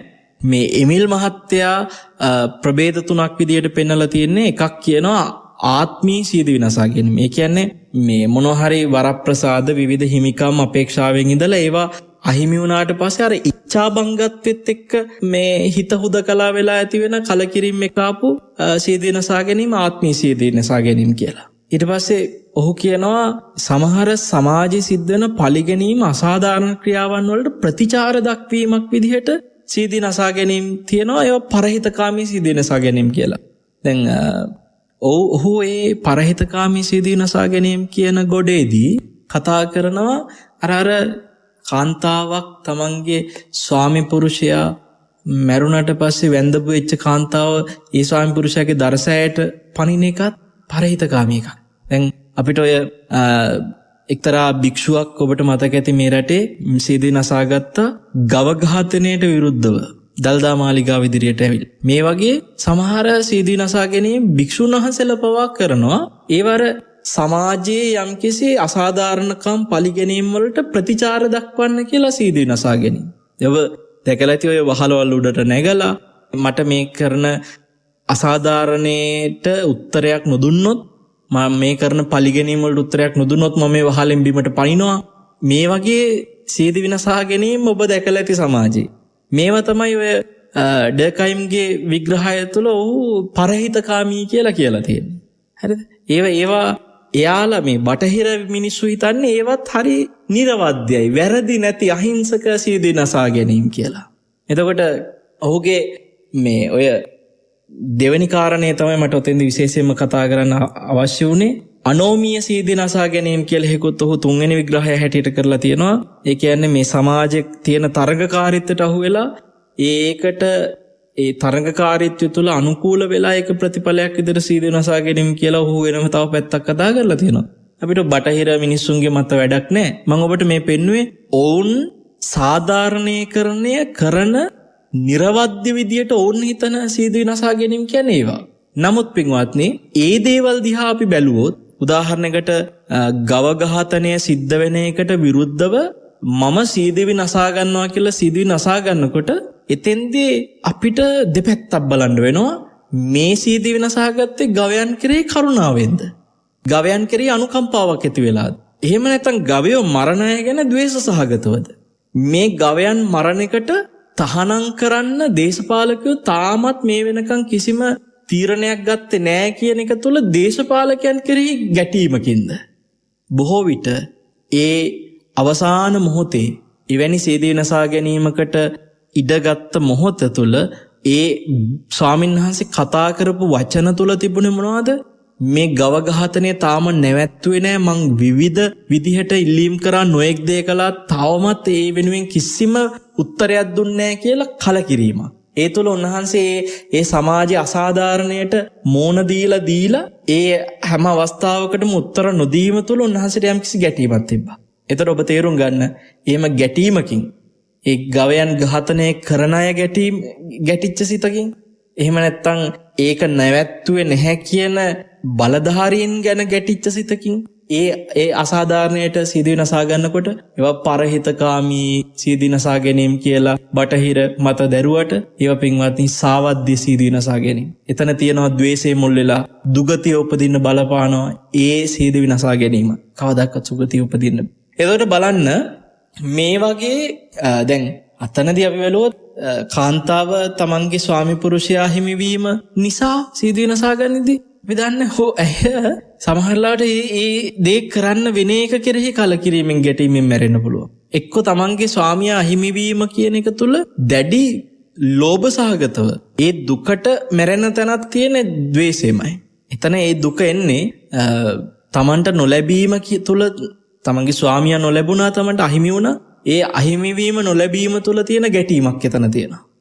එවැනි තැන්වලත් පින්වත්නි ඒ අය සමහරලාට එක්ක මැරෙන්න බයේ මැරෙනවා. ඒ බය තුලත් තියෙනවා අකුසල්. ඉතින් ඒ ඔක්කොම සාවද්‍ය කියන ගොඩට අයිති වෙනවා මිසක් ඒවා එකක්වත් නිර්වද්‍ය ගොඩට අයිති නැහැ. දැන් ඔය ජපානෙත් තිබිලා තියෙනවා ඉස්සර මේ සාමාන්‍ය පුරුද්දක් විදිහට යුද්ධයකට ගියාට පස්සේ යුද්ධෙන් පෙරදිනවා නම් සියලු දෙනා සීද වෙනසා ගන්නවා. ඔබ මේ රටෙත් දැකලා තින ඔය සයිනයිට් සමහරලාට එහෙම මේ කොටි ත්‍රස්තවාදීන් උනත් සීද විනාශා ගන්නවා මරාගෙන මැරෙන බෝම්බකරු විදිහට ඇවිල්ලා ඔවුන්ගේ ජාතිය වෙනුවෙන් ඔවුන්ගේ වර්ගයා වෙනුවෙන් අපි සටන් කරනවා කියලා මේ ඒ සටන වෙනුවෙන් කියලා ඇවිල්ලා මරාගෙන මැරෙන්නන් විදියට සීද නසා ගන්නවා. දැන් සහරාන්ලා ගත ආගමික සංකල්ප තුළ ඔවුන් විවිධ මත ධර්මෙන් සීද විනාශා ගන්නවා. මේවා ඔක්කොම පින්වත්නි අර ප්‍රංශේ බටහිර මත දරන මේ මිනිස්සු කිව්වට පරහිතකාමී මත මේ සීද විනාශා ගැනීම ඒවා සාවද්‍ය නෑ, ඒවා වැරදි නෑ කියලා උන් හිතුවට නෑ. හැමදේම ධර්මයට අනුව සාවද්‍යයි. හැමදේම අකුසල සිතුවිලි එතන මුල්ලලා තියෙන ආගමික මතයක් නිසා හෝ වේවා වර්ගයා වෙනුවෙන් හෝ වේවා ඒ හැමතැනම තියෙන අකුසලේ මුල්ලලා තමයි සීද විනාශාගෙන තියෙන්නේ. එතකොට පින්වත්නි අපි බැලුවොත් මේ බුදුරජාණන් වහන්සේගේ ධර්මය තුළ නිර්වද්‍ය විදිහට මොකද්ද මේ දකින්න තියෙන්නේ. දැන් ගෝධික හාමුදුරුවන්ගේ සීද විනාශාගත්ත තැන බැලුවොත් එහෙම උන්වහන්සේ රාගසිතක්, ද්වේෂසිතක්, මෝහසිතක් බලවත් වෙලා නැහැ. උන්වහන්සේට තිබුණ අරමුණ මේ ධානය නැති වෙලාවේ වෙන මරණෙන් දුගතියක ගියොත් එහෙම ධර්මය අවබෝධ කරන්න බැරි වෙනවා. උන්වහන්සේට තිබුණ වෙන අහිංසක වෙන අරමුණක්. එතන රාග, ද්වේෂ, මෝහ මූලික වෙලා ආපු අරමුණක් නැහැ පින්වත්නි. හරිද? එතකොට නමුත් ඒක සාමාන්‍ය මේ පෘථග්ජන කෙනෙකුට හරි අමාරුයි. එහෙම තීරණයක් ගන්නවත් හිතන්න අමාරුයි. ඒ නිසා මේක ඔබ මමත් ගෝධික හාමුදුරුවගේ තීරණය ගන්නවා කියලා එහෙම හිතන්න එපා. අන්තිමට මේ තියෙන මනුස්ස දුර්ලභ මනුස්ස ජීවිතෙත් නැති කරගන්න එක තමයි වෙන්නේ. හරිද? ඒ නිසා මේ තියෙන මොහොතේ ඔබ පුළුවන් විදියට මෙතනදී වීරිය කරනවා මිසක් වර්තමානයේ සීදි විනාශා ගන්න උනන්දුව තිබ්බට මිනිසුන්ට ධර්මයේ වෙනුවෙන් ධානයක් ඇති කරගන්නවත් උනන්දුවක් තියනවද? මට ධාන සෙතක් ඕනේ කියලා උනන්දුවක් තියන අය කීයෙන් කී දෙනාද සමාජය අපිට හම්බෙන්නේ? ඉතින් ගෝධික හාමුදුරුවෝ කියන්නේ ප්‍රායෝගිකව ධාන හොඳට වඩපු කෙනෙක්. ධාන පුරුදු කරන්න ප්‍රායෝගිකව උන්වහන්සේ කටයුතු කළා. ඒ නිසා උන්වහන්සේ වෙන්න ඔබට බෑ. ඒකට මෙතෙන්දි පින්වත්නි බෝසතාණන් වහන්සේ සමහරලාට තමන්ගේ දරුවෝ වෙනුවෙන් ජීවිතේ පූජා කරනකොට ඒ තැන්වල කරුණාව මූලික වෙලා කාගෙනවත් ගැටීමක් ඇති නොවි ගත්ත තීරණවල සාවද්‍ය නෑ, නිර්වද්‍ය කියන තැන අපිට කියන්න පුළුවන්. එතකොට මේක හරිසියුම්. මෙතනදී බලපාන සිත ඔබට තෝර බේර ගන්න හරි අමාරුයි. ඒ නිසා හොඳම දේ තමයි කවදාක්වත් කිසිසේත්ම සේදෙවි තොර කර මේ දුර්ලභ ජීවිතයක්, මේ කුසලයක් නිසා ලැබිච්ච තෑග්ගක් වගේ දෙයක් මේ කන කැස්බෑවේ විය සිදුරකින් අහස බලනවා වගේ පින්වත්නි, හරිම දුර්ලභව ලබාගත් මනුස්ස ජීවිතය තුළ මේ සද්ධර්මයත් ඇහෙන කාලේ මේ ධර්මයෙන් ප්‍රයෝජනයක් ගන්න පුළුවන් මිනිස් ජීවිතයක් ලැබිච්ච වෙලාවේ ඔබ කිසිසේත්ම තමන්ගේ ජීවිතේ තොර කරගන්න එකට හිත ගෙනියන්න එපා. ඒ අවස්ථාව ඔබ නොදැනම සමහරලාට ඔය දැන් ගෝධික හාමුදුරුවෝ හොඳට විදර්ශනා අවබෝධයෙන් ඒ අවස්ථාවට හිත ගෙනිච්චට මිනිස්සු සීදි විනාශා ගන්න මේ කුසල් සිත් තියාගෙන සීදි විනාශා ගන්නවා කියලා හිතාගෙන අන්තිමට බෙල්ල කපන්න හෝ වෙන යම් තීරණයක් කෝච්චියට බෙල්ල තියන්න හෝ ගඟට පයින්න හෝ තීරණ අරගෙන ඒ මොහොතේ චුතිසිත තුළ ඒ මරණාසන්න සිතුවිලි තුළ දන්නේම නැතුව නොහිතා මොනවා හරි මතක් වෙනවා. එක්කෝ තමන්ගේ අතිමේ අකුසලයක් මතක් වෙනවා, එක්කෝ තමන්ට දාලා යන්න බැරි දෙයක් මතක් වෙනවා. අවසානයේ පින්වත්නි ආපස්සට හැරෙන්න බැරි තීරණයක් ඔබට නැවත නිවැරදි කරන්න බැරි තීරණයක් ඔබ ගත්තා වෙනවා. ඔබ දුගතිය උපදිනවා. ඒ නිසා කිසිසේත්ම මේ ලැබෙච්ච දුර්ලභ මිනිස් ජීවිතේ අත්හැර යා යුතු නැත කියන තැන ඔබ අදිස්ථානයක් තියාගෙන මොන්න බාධකාවත් ඒ හැම බාධකයක්ම ධර්මය තුල පුරුදු පුහුණු කරන සිතකින්ම මම විසඳ ගන්නවා කියන තීරණයෙන්ම ඔබ කටයුතු කරන්නට කියලා මේ වෙලාවේ සිහිපත් කරනවා. පවක් වෙනවද නැද්ද කියන එකට උත්තරයක් විතරයි මේ දේශනාව තුළ තියෙන්නේ. නැතුව මේ දේශනේ සීදි විනාශා ගන්න හිතිච්ච කෙනෙකුට යවන්න එපා. සිදුවීම් නසා ගන්න හිත ආපු කෙනෙකුට එයින් මිදෙන්න හිතට ශක්තියක් කියන නෙමෙයි මේ දේශනේ සිද්ධ කරලා තියෙන්නේ. මේ පවුද නැද්ද කියන ප්‍රශ්නයට විසඳුමක් ලබා දෙන්නයි අද අපි මේ අනුශාසනයේ සිත්නිතස පෝස්සේ සිද්ධ කළේ. හැම දිනාටම ආශිර්වාද කරනවා. ඊටාම මෙත් සිතින් සියලු දෙනාට මේ ගෞතම බුදුසසුනේදීම ඔබට මේ ලැබිච්ච දුර්ලභ මනුෂ්‍ය ජීවිතයෙන් ඵල ලබන්නට වාග්ය ලැබේවා කියලා ආශිර්වාද කරමි. සාදු සාදු සාදු. අද ධර්ම දේශනාවේ දායකත්වයට එකතු වෙන්නේ net fm ආයතනයේ පරම හිමිකාරීත්වය දරන අපි හැමෝටම මේ විදිහට ධර්මය දේශනා කරන්න සහ ඔබට ධර්මය අහන්න මේ වේදිකාව හදලා දුන්න මහත්තයාගේම දායකත්වය. එතුමා නොහිටින්නට එතුමා මේ net fm කියලා ආයතනයක් මෙවැනි ගුවන් විදුලි නාලිකාවක් ආරම්භ නොකරන්නට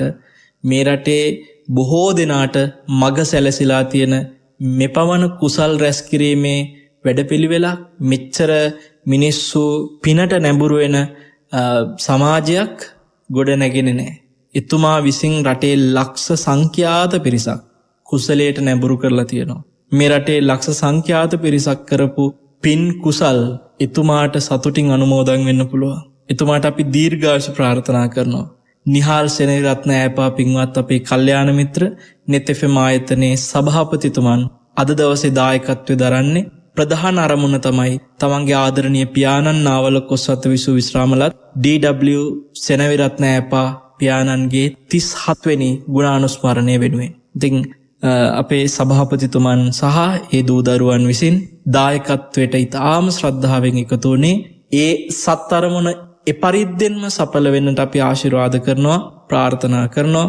37 වෙනි ගුණානුස්මරණය දෙන DW සෙනවිරත්න ඈපා පියාණන් මෙපින් බලෙන් පරලොව සැනසෙත්වා සුවපත් වෙත්වා. එතුමාට පරලොව යහපත් සුවපත් සැනසිල්ලෙන් ජීවිතය තුළ මේ කල්යාණ මිත්‍රාශ්‍රය ඇති සත්පුරුෂයන්ගේ ඇසුර සසර පුරාවටම ලබමින් කුසල් වඩන්නටත් භාග්‍ය වාසනාව සැලසෙත්වා කියලා අපි ආශිර්වාද කරනවා. සියලුම ආකාරයේ යහපත සියලු ආකාරයෙන්ම සැලසෙත්වා කියලා අපි ඒ විශ්‍රාමලත් DW සෙනවිරත්න ඈපා පියාණන්ට මේ පින් අනුමෝදන් කරනවා. ඒ වගේම net fm ආයතනයේ පින්වත් සභාපතිතුමන් සහ ඒ දූ දරුවන් හැම දෙනාගේම සංසාරගත සිහිපත් වෙන නොවන සියලු මියගේ ඥාතියොත් ඒ වගේම ඔබ හැම දෙනාගේම සසරගත සියලු මියගේ ඥාතියොත් මෙපින් බලෙන් පරලොව සැනසෙත්වා සුවපත් වෙත්වා කියලා අපි ආශිර්වාද කරනවා. ඒ වගේම පින්වත්නි මේ වෙලාවේ මේ පින අනුමෝදන් වෙන දෙවියොත් සතුටු සිතින් දෙව්ලොව සැනසෙත්වා සුවපත් වෙත්වා කියලා අපි දෙවියන්ටත් ආශිර්වාද කරනවා. ඉතින් අපේ ජන්මදිනයක් කියදෙනකොට ඒ වගේම වර්ෂයක් ආරම්භ වෙනකොට හැම අවස්ථාවකදීම අපිට ආශිර්වාද කරන්නට අමතක නොකරන අපේ බොහෝ ගුණ ඇති පින්වත් net fm ආයතනයේ සභාපති නිහාල් සෙනවිරත්න ඈපා පින්වත් මැතිතුමන්ට වගේ මේ දූ දරුවන්ට පවුලේ හැම දෙනාටම අපි මෙත් සිතින් ආශිර්වාද කරනවා. ඒ වගේම එතුමන්ගේ ආදරණීය ස්වාමි දියණිය අපේ පින්වත් වෛද්‍යතුමියටත් අපි මේ වෙලාවේ මෙත් සිතින් ආශිර්වාද කරමින් එතුමන් ඇතුළු net ආයතනයේ සියලු කාර්ය මණ්ඩලයටත් අපි හදවතින්ම සෙත්පතන ආශිර්වාද කරනවා. ප්‍රධාන විධායක නිලධාරීතුමන් ඒ වගේම අපේ වරුණ මහත්මයා ඇතුළු සියලු කාර්ය මණ්ඩලයත් net ශ්‍රවණය කරන net fm ආයතනයත් එක්ක ඊටාම ලෙන්ගතුව හදවතින් එකතු වෙමින් ධර්මය අහන ධර්මය තුල අවබෝධය ඇති කරගන්න ජීවිතය ගැන වැටහීමක් ඇති කරගන්න ජීවිතයට යහපත පිණිස කරුණු නිරන්තරයෙන් ඔබට ලබා දෙන මේ කල්යාණ මිත්‍ර වැඩසටහන් එක එකතු වෙලා මේ කල්යාණ වැටත් එක්ක එකතු වෙලා ඉන්න net ශ්‍රාවක ශ්‍රාවිකා පින්වත් ඔබ හැම දෙනාටමත් යහපත සැපත සැනසෙල්ල සැලසෙත්වා. සියලු දෙනාටම උතුම් චතුරාර්ය සත්‍ය අවබෝධ ඉක්මන් වෙත්වා. මෙලොව හිතසුව පිණිස පරලොව සුගතිය පිණිස සියලුම පින් හැම දෙනාටම සැලසෙත්වා කියලා ආශිර්වාද කරනවා. සාදු සාදු සාදු. ආකාසට්ටා චුම්මට්ඨා දේවා නාග මහිද්దికා පුඤ්ඤන්තං අනුමෝදිත්වා චිරං රක්칸තු ශාසනං චිරං රක්칸තු දේශනං චිරං රක්칸තු ත්වං සදාති. සාධු සාධු සාධු. අපේ හිතට ධර්මය බොහොම සමීප ලෙසින් දායාද කරන පූජනීය වල්පොළ ගෞතම ස්වාමීන් වහන්සේට නිදුක් නිරෝගී දීර්ඝායුෂ උතුම් වූ ධර්මාවබෝධය ප්‍රාර්ථනා කරමින් විරාමයක් ලබා අප තවත් දහම් කාරණා සෙනසුරාදා සිත්නෙත් අසපුවෙන් ඔබට සමීප කරනවා. රැඳෙන්න නෙත් සමග සිත්නෙත් අසපුව සමග.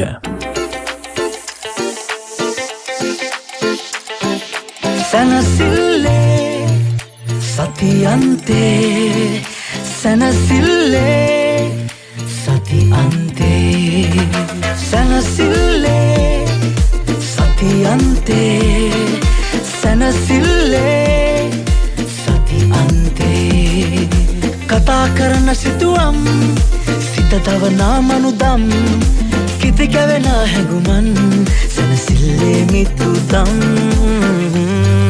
සනසිල්ලේ සතියන්තේ.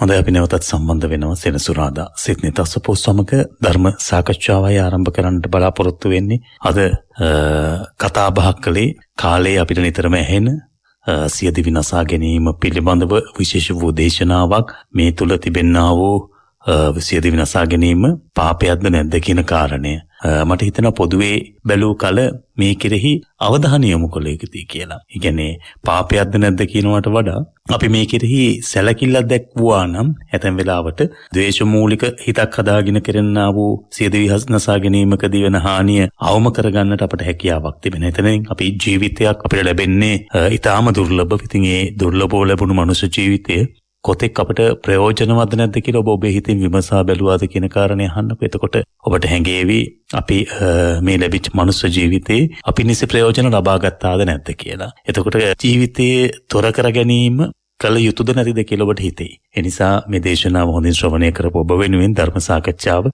සමීප කරවන්නට සූදානම් වන මොහොතේ නැවත වාරයක් පූජනීය වන්දනීය වල්පොළ ගෞතම ස්වාමීන් වහන්සේව සෙනසුරාදා සිත්නෙත් අසපුව වැඩසටහන වෙනුවෙන් සාකච්ඡාව වෙනුවෙන් පිළිගනු ලබන අවසරය අපේ හැමදෙරනේ. අපි සාකච්ඡාව ආරම්භ කරන්නට සූදානම් වන මොහොතේ විශේෂයෙන්ම එළඹෙන මාර්තු 28 වෙනිදා මැදින්පුර පසළොස්වක පොහෝ දිනයේ ඔබ දන්නවා මේ වන විටත් අපේ පූජනීය නෙල්ලිගල හාමුදුරන් වහන්සේගේ අනුශාසනා පෙරදැරි කරගෙන උන්වහන්සේ භාරකාරත්වය දරන බලංගොඩ ඓතිහාසික කූරගල දිවාගුහා රාජමහා විහාරස්ථාන භූමියේ සිට රාජමහා විහාරස්ථානයක් වල විහාරස්ථානයක නෂ්ටාවශේෂ පමණයි ඉතිරි වෙලා තිබෙන්නේ. ඒවත් බොහෝ වෙලාවට චෛත්‍යයක පාදමකට සීමා වෙලා තිබෙනවා. යම් යම් බලවේගයන් විසින් ඒවා නැති කර මේ අපේ උරුමය භූමිතලාවෙන් වසා දමන්නට උත්සාහ කරපු අවස්ථාවකුයි කූරගල රාජමහා විහාරයට උරුම වුණේ. ඉතින් මේ භූමියෙන් නැත්නම් මේ පස් වලින් වසා දමන්නට උත්සාහ කරන ඉතිහාසය නැවත ගොඩ ගන්නට ඒ තුල එදා මහරහතන් වහන්සේලා වැඩ සිටි ඒ උතුම් වූ නිකලෙස් සිත් ඇති උතුමන් වහන්සේලාගේ පාද ස්පර්ශයෙන් පූජිත වුණු මේ භූමිය නැවත ආලෝකමත් කර සම්බුද්ධ ශාසනයට තිරණ කිරීම උදෙසා සිදු කෙරෙන්නා වූ මහා වෑයමක ආරම්භය තමයි එළඹෙන මාර්තු 28 වෙනි මැදින්පුර පසළොස්වක පොහෝ දිනේ සිදු කරන්නට බලාපොරොත්තු වෙන්නේ. ඉතින් ඒ සඳහා වැඩසටහන සූදානම් වෙන අතරතුර විශේෂයෙන්ම අපි ඔබට සිහිපත් කළා ජාතිය නාලිකාව net fm ඓතිහාසික කූරගල පුදබිමේ සිට මැදින්පුර පසළොස්වක පොහෝදා ශ්වේත පූජා සජීවී වැඩසටහන ඔබට සමීප කරවන්නට මේ වන විට සියලු කටයුතු සූදානම් කරමින් පවතිනවා. ඒදී අපේ අපේක්ෂාව වෙන්නේ විශේෂයෙන් මහරහතන් වහන්සේලා වැඩ සිටි මේ පුණ්‍ය භූමිය තුල සීල සමාදන් වෙන්න අවස්ථාවක් ලැබීම හරි දුර්ලභ අවස්ථාවක්. අපි දන්න ඉතිහාසයේ කූරගල සෙල්ලිපි අපේ පතපොතට සීමා වෙලා අපි ඒ පිළිබඳ දැනුවත් වුණා මිස ඉන් මෙහා මේ රජමහා විහාරස්ථානයේ පින්කමක් සිදු වුණු හෝ ඒ කටයුතු පිළිබඳව අපට තොරතුරු ලැබෙන්නේ නැහැ. ඒ නිසා ඓතිහාසික අවස්ථාවකුයි උදා වෙන්නේ ඒ සෙනසුනේ නැත්තම් කූරගල මේ රම්‍ය වූ පුණ්‍ය භූමියේ සිට අපි මහා පින්කමක් සිදු කරනවා. පොයේ දවසේ පින්කම පැවැත්වෙන්නේ අෂ්ටාංග උපෝසත සීලයයි ඔබ සමාදන් වෙන්නේ. සිල් උවැසුවැසියන්ගේ හිත් නිවන්නට අපි එදින උදේ ධර්මානුශාසනාවේ සිට උදෑසන වැඩසටහන් වෙනුවෙන් ගෞරව නමස්කාර පූරකව ආරාධනා කළේ ඔබේ ජීවිතයට බොහොම සමීප ලෙසින් ධර්මයේ දායාද කරන සෙන්සුරාදා සිට්නෙත් අසපුවේ ගරු දේශකයන්න් වහන්සේ අපේ වල්පොළ ගෞතම ස්වාමීන් වහන්සේට ඒ ඇති කරගන්නා වූ ශ්‍රද්ධාව මතින් සීලේ සමාදන් වීමෙන් ධර්මඥානෙ උපදවාගෙන ඉන්පසු සන්ධ්‍යාවේදී අපි මේ පුණ්‍ය භූමියේ සිට කූරගල අභිනව චෛත්‍යරාජනන් වහන්සේට අසදිසි ශාක්‍ය සුගත මහසෑයට මුල්ගල තැබීමේ පින්කම සිදු කරනවා. ඉන්පසු රාත්‍රී නැවතත් ඉරිදා සිට්නෙත් අසපුව පූජනීය බලංගොඩ රාද ස්වාමීන් වහන්සේගේ වැඩම වීමෙන් සිදු කරන්නට බලාපොරොත්තු වෙනවා. ඒ නිසා පින්කම් මාලාවක් රාත්‍රී 9 දක්වා උදෑසන 6 සිට ඔබට සමීප කරවන්නට සූදානම් වෙන්නේ. අපේ හැමදෙරනේ මට හිතෙන අද සාකච්ඡාව එතනින් ආරම්භ කරමු කියලා. මේ පින්කම පිළිබඳව සිහිපත් කරනකොට නිකලෙස් සිත් ඇති උතුමන් වහන්සේලා වැඩ හිටපු පුණ්‍ය භූමියක්. ඉන්පසු මට මතක කර නෙල්ලිගල හාමුදුරුවෝ සිහිපත් කළා මෙතන අන්‍ය මිත්‍යා දෘෂ්ටික අන්‍ය ආගමිකයන් තමන්ගේ ආගමානුකූල කටයුතු සිදු කරන අතරතුර එහිම කොටසක් ලෙස මහා විශාල ප්‍රමාණයේ සත්ව ඝාතනයක සිදු කරපු විමක් කියලා. දැන් එකම තැනක පිනත් රැස් වෙලා කුසලයට රැස් කරන හිත් උත්තම භාවයට පත් කරගත් අවස්ථාවකුත් තිබෙනවා. අනෙක් පසින් ජීවිතේ පවකුත් නැත්තම් අකුසලුත් රැස් කරගෙන නිරේගාමී වෙන හිතක් හදාගත් අවස්ථාවකුත් තිබෙනවා. මේ අපි නැවත උත්සාහ කරන්නේ ඒ අර උතුම් භාවය නැවත මතු කරන්නට. අපි හඳුනන ඇත්තටම මේ වගේ සිද්ධාස්තහන තුල මේ වගේ පොය දවසක නැවත කූරගල මේ ගන්නා වූ වෑයම පිළිබඳව ඒ තුල අපේ බෞද්ධ ජනතාවට අෂ්ටාංග උපෝසථ සීලේ සමාදන් වීමේ අපි ආරාධනා කරමින් මේ සිදු කරන්නා වූ පින්කම පිළිබඳව සිතූ විට අපේ හිතට පුණ්‍යකාමී සිතුවිලි ඇති කරගෙන අපි මෙතෙන්ට ආයතද සමාරිතනවා. අපි අනිත් අයට රිද්දන්න ඒ සියලු වැරදි වැඩ කරපුවාට රිද්දන්න මෙතෙන්ට ඕන එනවා කියන හැඟීමක. ඒ නිසා මට හිතෙනවා අද සාකච්ඡාවේ ආරම්භය එතනින් ලබා දෙන්න අපි මොන චේතනාවෙන්ද කූරගලට පුන් පොහොදා ආයුත්. ඔව් වරුණ අපි මැදින් පුන් පොහොය දවසේ මේ එළඹෙන පොහොය දවසේ හරිම ගෞරවයෙන් දැන් සූදානමින් සිටිනවා මේ පින්කමට වැඩම කරන්න. ඒ වගේම අපි හිතනවා නිත් ශ්‍රාවක ශ්‍රාවිකාවොත් ආසාවෙන් බලාගෙන ඉන්නවා මැදින් පොහොය දවසේ කූරගලට එන්න. බලංගොඩ කූරගල. ඔබ කිව්වා වරුණ මෙතන අද මේ වෙනකොට නෂ්ටාවශේෂ තියෙන භූමියක් කියලා. සාමාන්‍යයෙන් නෂ්ටාවශේෂ තියෙන භූමියකට ගියාම දැනෙන සමහර අර පාළු ගතිය. එහෙම දැනෙන්නේ නැති හරි අපූර්ව සුන්දර වන පරිසරයක් වනගත ස්වරූපයක් අපිට ඒ භූමියේ දකින්න. මමත් ඇත්තටම නෙල්ලිගල අපේ කල්යාණ මිත්‍රයන් වහන්සේ නෙල්ලිගල ධම්මරතන අපේ වතුර කුඹුරු ධම්මරතන නායක හමුදුරුවෝ නිසා ජීවිතේ පළවෙනි වතාවට පහුගිය දවස්වල කූරගලට වැඩම කළා. වරුණ ඇත්තට මෙතෙන්ට ගියාට පස්සේ පුදුම විදිහට හිත නිවෙනවා. මට එක දෙයක් තේරුණා. ඒ තමයි මේ රහතන් වහන්සේලා වැඩ හිටි භූමියන්නේ වරුණ මේ. උන්වහන්සේලා වැඩ හිටපු ගල්ලෙන් පවා අදටත් දකින්න ලැබෙන සමහරලාට ඒ ඉතිහාසෙ මකන්න උත්සාහ කළත් ජාතියේ පිනකට එහෙම මකන්න බැරි අපේ නෙල්ලිගල හාමුදුරුවෝ වගේ උත්තමයෝ ඒ වෙනුවෙන් මැදිහත් වෙලා නෙත් ආයතනය ඒ වෙනුවෙන් කර හැකි හැම කැපවීමක්ම දායකත්වයක්ම මාධ්‍ය විදිහට ලබා දෙද්දී මේ ජාතියේ නාලිකාව ජාතිය උරුමය ආරක්ෂා කරන්න මට හිතුනේ මේ රහතන් වහන්සේලා මේ රටේ වැඩ හිටපු නොයෙක් තැන් අද වෙනකොට ආරක්ෂිතව යම් ආකාරයකට එතන විහාරස්ථාන ගොඩනගලා තියෙනවා. උදාහරණයකට සිතුල්පව්ව, තිස්ස මහරාම. ඒ වගේ ඊට පස්සේ මහමෙවුනා මහ විහාරයේ තියෙන අනුරාධපුර මහමෙවුනා උද්‍යානයේ පූජනීය භූමිය. ඒ වගේ භූමි ආරක්ෂිතයි. හැබැයි වරුණ කූරගල රහතන් වහන්සේලා හිටපු මේ නිකන් නෙමෙයි බලංගොඩ කියන වචනේ ඇහෙනකොටම ආදි මානවයා සිහි වෙන ඉතාම පෞරාණික ප්‍රදේශයක්. සමහරට ඒ නිසා අපිට හිතෙනවා වර්ණ මේක මේ ගෞතම බුද්ධ ශාසනයේ රහතන් වහන්සේලා විතරක් නෙමෙයි අතීතේ කාශ්‍යප බුද්ධ ශාසනයේ කකුසඳ කොණාගමන වගේ බුදුවරුන්ගේ කාලෙත් රහතන් වහන්සේලා හිටපු ප්‍රදේශයක් වෙන්න පුළුවන් සමහරට වරුණ. මොකද බලංගොඩ මානවයා හිටපු මේ බලංගොඩ ඓතිහාසික ප්‍රදේශය ගත්තට පස්සේ ඒකේ අතීතේ දුව යන්නේ අතීත බුද්ධ ශාසන කාලත් එක්කම. ඉතින් එතකොට මේ රහතන් වහන්සේලාට මේ ලංකාද්වීපය තුල වැඩ ඉන්න මුළු භූමි ප්‍රදේශ පුරා ගත්තට පස්සේ කොච්චර බිම් ප්‍රමාණයක් රටේ තියෙනවද? ඒ තියෙද්දි වරුණ යම් සීමිත ප්‍රදේශ ටිකක් තමයි උන්වහන්සේලා වැඩ සිටියේ ප්‍රදේශ වශයෙන් පෙන්වන්න පුළුවන්. අපි දැන් අද වරුණ විහාරස්ථාන හැම තැනම සාමාන්‍යයෙන් කිලෝමීටරෙන් කිලෝමීටරයටත් වඩා සමීපව විහාරස්ථාන අද ඕන තරම් තියෙනවා මේ රටේ. හැබැයි එදා රහතන් වහන්සේලා පාද ස්පර්ශ කරපු උන්වහන්සේලා වැඩ සිටිය උන්වහන්සේලාට මිනිස්සු දන් පැන් පූජා කළ රහතන් වහන්සේලා දහස් ගණනින් එකට එකතු වෙලා වැඩ සිටිය තැන් තියෙන්නේ ඊටාම ස්වල්පයි රටේ. ඒතට වරුණ නිකන් හිතන්න මේ රහතන් වහන්සේලා මේ වගේ ප්‍රදේශ නිකන් ඔහේ ආවට ගියාට තෝරගන්නේ නැහනේ. උන්වහන්සේලා මොකක් හරි හේතු තියෙනවා මේ භූමිය තෝරගන්න. එතකොට මොකද බුදුරජාණන් වහන්සේම වදාළේ ප්‍රතිරූපදේශ වාසයක් වෙන්න ඕනේ. එතකොට රහතුන්ට මේ රටේ ප්‍රතිරූපදේශ වාස වෙච්ච තැන් බොහොම ස්වල්පයක් තියෙන්නේ. රහතන් වහන්සේලා වැඩ හිටියා කියලා කියන්න පුළුවන් තැන්. දැන් අපි අතීතයේ රහතන් වහන්සේලාගේ සිදුවීම් කතා කරනකොට තිස්ස මහරාම ගැන, සිතුල් පව්ව ගැන වගේ බොහොම ස්වල්ප තැන් ටිකක් ගැන හැමතිස්සෙම කතා කරන්නේ. ඒ අතර එතකොට මේ කූරගල රහතන් වහන්සේලා තෝරගන්නට ඇත්තේ අනිවාර්යෙන් ධර්මාවබෝධය කරන්න. එහෙම නැත්නම් අපි කිව්වොත් සීලය වඩන්න ප්‍රතිරූපදේශයක් ඒ භූමියේ තියෙන නිසා තමයි උන්වහන්සේලා තෝරගත්තේ. එතකොට භාවනා කරලා සමාධියක් ඇති කරගන්න ප්‍රතිරූපදේශයක් ඒ භූමියේ තියෙන නිසා තමයි උන්වහන්සේලා තෝරගත්තේ. එතකොට ප්‍රඥාව වඩන ශ්‍රාවකයෙකුට සුදුසු ප්‍රතිරූපදේශයක් ඒ භූමියේ තියෙන නිසා තමයි උන්වහන්සේලා තෝරගත්තේ. දැන් මෙතන පුදුමයි කියන්නේ උන්වහන්සේලා තෝරගත්ත මේ මහා ඓතිහාසික භූමිය අද වෙනකොට යම් යම් සම්මාදිට්ඨියෙන් බැහැර වෙච්ච දර්ශන ඇති විවිධ පාර්ශව ඒ භූමියටම පොරකනවා. ඒක උන්ගේ අයිතියට අත්පත් කරගන්න. වරුණ එහෙනම් එච්චර දැන් යාලට මේ භූමියම තෝරගන්න නැතුව ඒගොල්ලන්ට ඕන තරම් වනාන්තර මේ රට ඇතුලේ තියෙනවා නේද?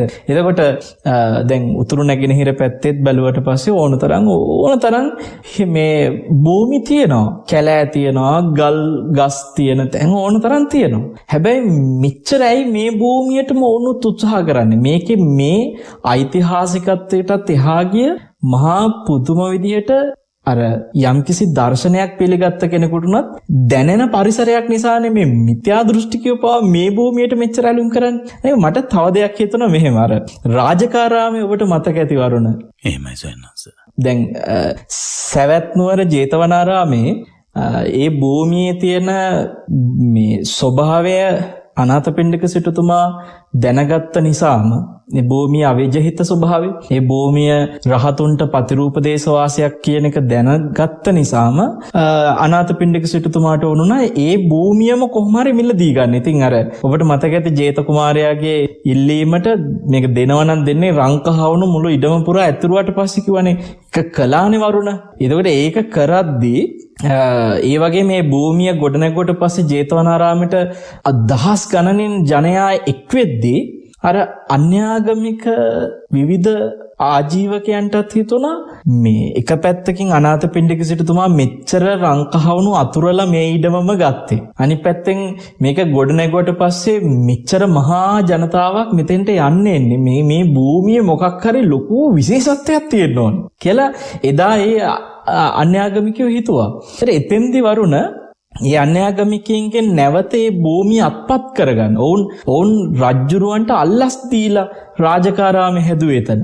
ඒ වෙලාවේ භාග්‍යතුන් වහන්සේ ඔය ඉඩම් වෙනුවෙන් ඌට මැදිහත් වෙන්න ඕනේ නැහැ ඕන එකක් වෙච්චාවේ කියලා උන්වහන්සේ අවස්ථාවේ අර අපි කියන විදිහට මේ ඉවසුවා. එහෙම නැත්නම් අපි කියන විදිහට ඔහේ පැත්තකට වුණා, පසුබැස්සා. ඒව නෑනේ වරුණ. ඔබට මතක ඇති කවදාකවත් කොසල් රජුරෝ කරන්න හිතුවේවත් නැති මහා කැත වැඩ ටිකකුත් එතන කළානේ. සාරිපුත්ත මහරහතන් වහන්සේ වඩින හැම අවස්ථාවෙම මුගලන් මහරහතන් වහන්සේ වඩින අවස්ථාවෙම හැංගුණා. කවුරුත් නැහැ කියලා. ඒ කියන්නේ මේ ප්‍රශ්නේ විසඳන්න උන්වහන්සේලා රජ මැදුරට වඩිනකොට උන්වහන්සේලාට රජුරු ඇතුලේ ඉඳලත් නැහැ කියන්න කිව්වා. මෙච්චර මේ දන්පැන් පුදන රජුරුනේ. ඊට පස්සේ ආනන්ද ස්වාමීන් වහන්සේ වඩිනකොට ඒත් ඒකම කරා. අවසානයේ භාග්‍යතුන් වහන්සේම මැදිහත් වුණා මේ ප්‍රශ්නේ විසඳන්න කතා කරන්න යන්න. එතකොට අපිට තේරෙනවා අරුණ එදා ජේතවනයේ භූමිය ආරක්ෂා කරන්න භාග්‍යතුන් වහන්සේ කටයුතු කළේ යම්කිසි අනාගතය වෙනුවෙන් මේ ප්‍රතිරූප දේශ වාසය ආරක්ෂා කරන්න මේ ශ්‍රද්ධාවන්ත ශ්‍රාවකයන් උදෙසා රැකගන්න.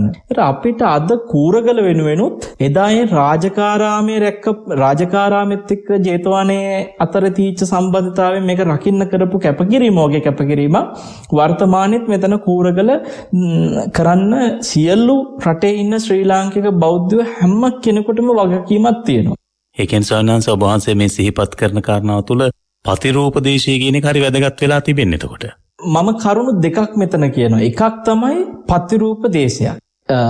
මේ පොහොය දවසක සීලය සමාදන් වෙද්දී ඒ සීලය මනාකොට වැඩෙන්න සුදුසු ප්‍රතිරූප දේශයක් තියෙනවා මේ භූමියේ. ඒක රහතන් වහන්සේලා තෝරගත්තේ ඒ නිසාමයි. ඒ නිසා මම මේ වෙලාවේ සියලුම ශ්‍රී ලාංකික බෞද්ධයින්ට ආරාධනා කරනවා ඔබට බලංගොඩට එන්න ඉඩ තියෙනවා නම් ඊටාම ආරක්ෂිතව ඒ සංවිධාන කටයුතු සියල්ල සිදු වෙනවා. ඊටාම හොඳින් කොහොමත් නෙල්ලිගල හාමුදුරුවන්ගේ සංවිධානයක් වට පස්සේ වරුණ අපිට කතා කරන්න දෙයක් නැහැ. මොකද අපි සහරාන්ගේ ඔය පාස්කු ප්‍රහාරයෙන් පස්සේ ලංකාවේ වැඩිම පිරිසක් එකට එකතු කරේ අපිනේ.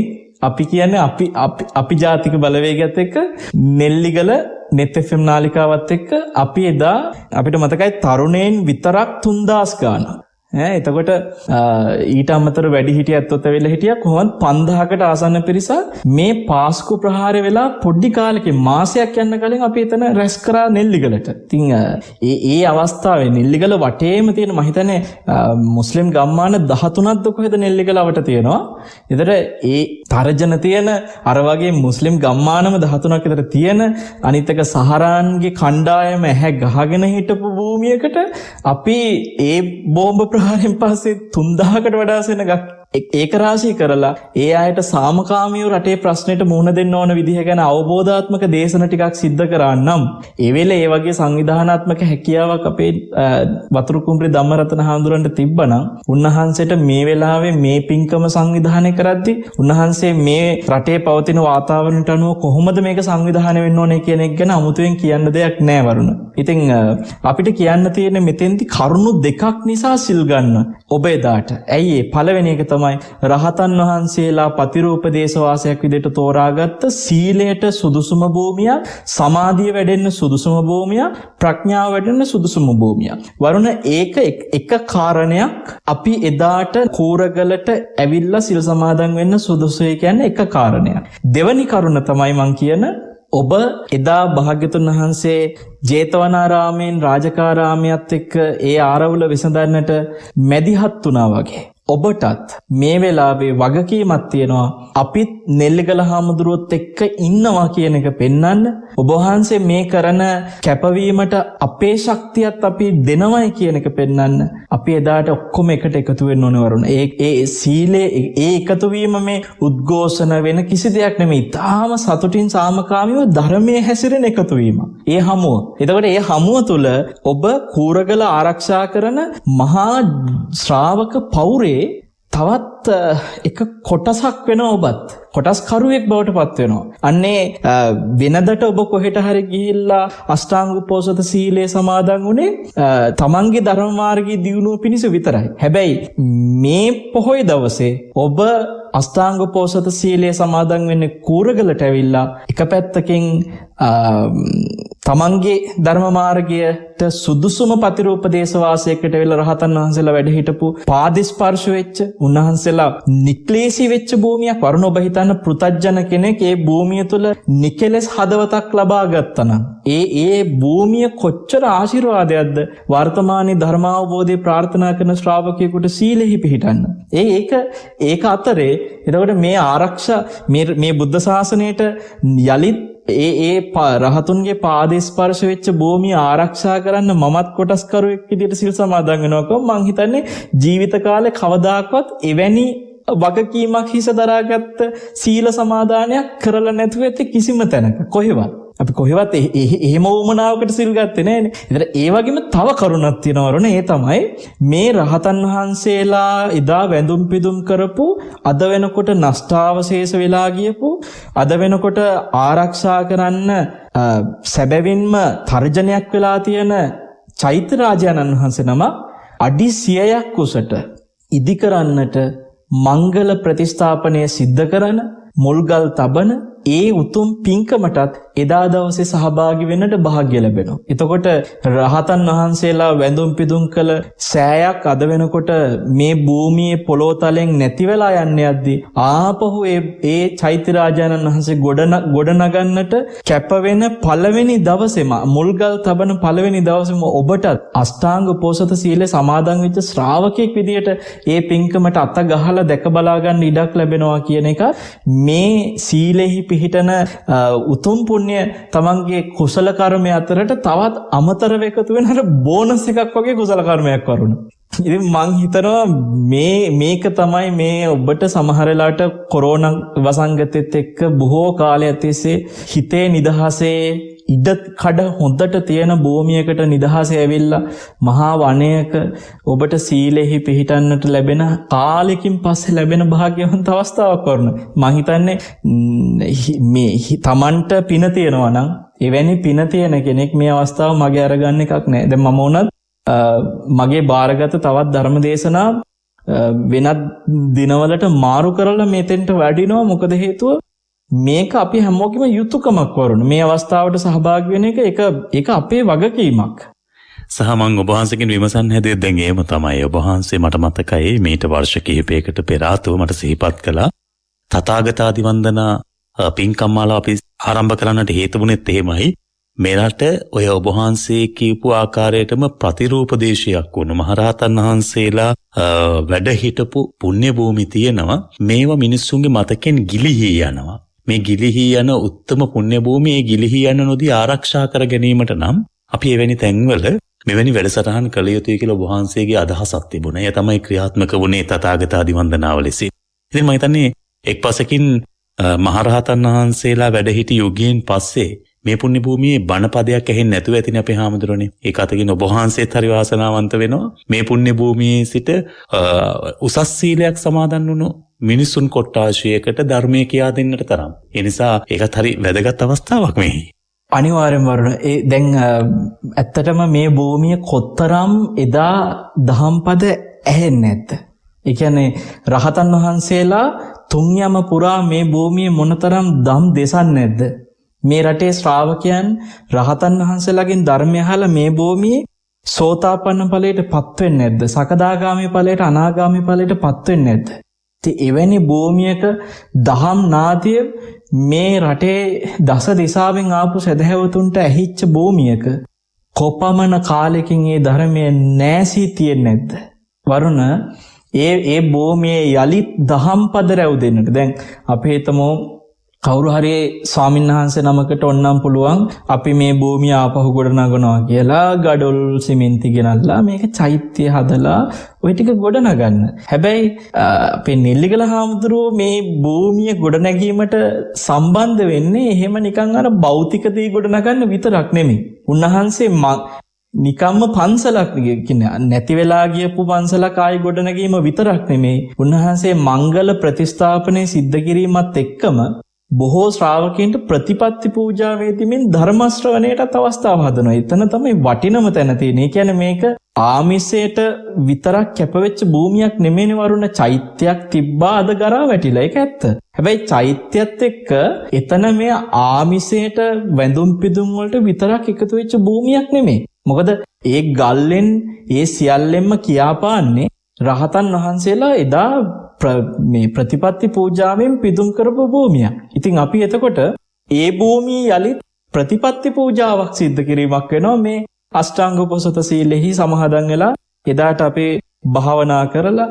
ධර්ම මනසිකාරය කරලා ධර්ම සජ්ජායනා කරලා ධර්ම සාකච්ඡා කරලා ඒ භූමිය තුල එදා කුසල් වඩන එක තුල ආමිසයට එහා ගිය ප්‍රතිපත්ති පූජාවකුත් කරනවා. ඒ අතරේ අර ඔබ හොඳ තැනක් මතක් කළේ ඇත්තටම වසර ගණනාවකින් ධර්මයේ නෑසුන තැනක ධර්මය ඇහිලා පසු කාලීනව ධර්මයේ නෑහිච්ච තැනක ධර්මයේ වෙනුවට අධර්මය ඇහිච්ච තැනක අධර්මයේ රැව්පිලි රැව් දුන්න තැනක යලිත් දහම් ගෝසාවක් සිද්ධ කරන්නට ලැබෙන භාග්‍යවන්ත අවස්ථාවක්.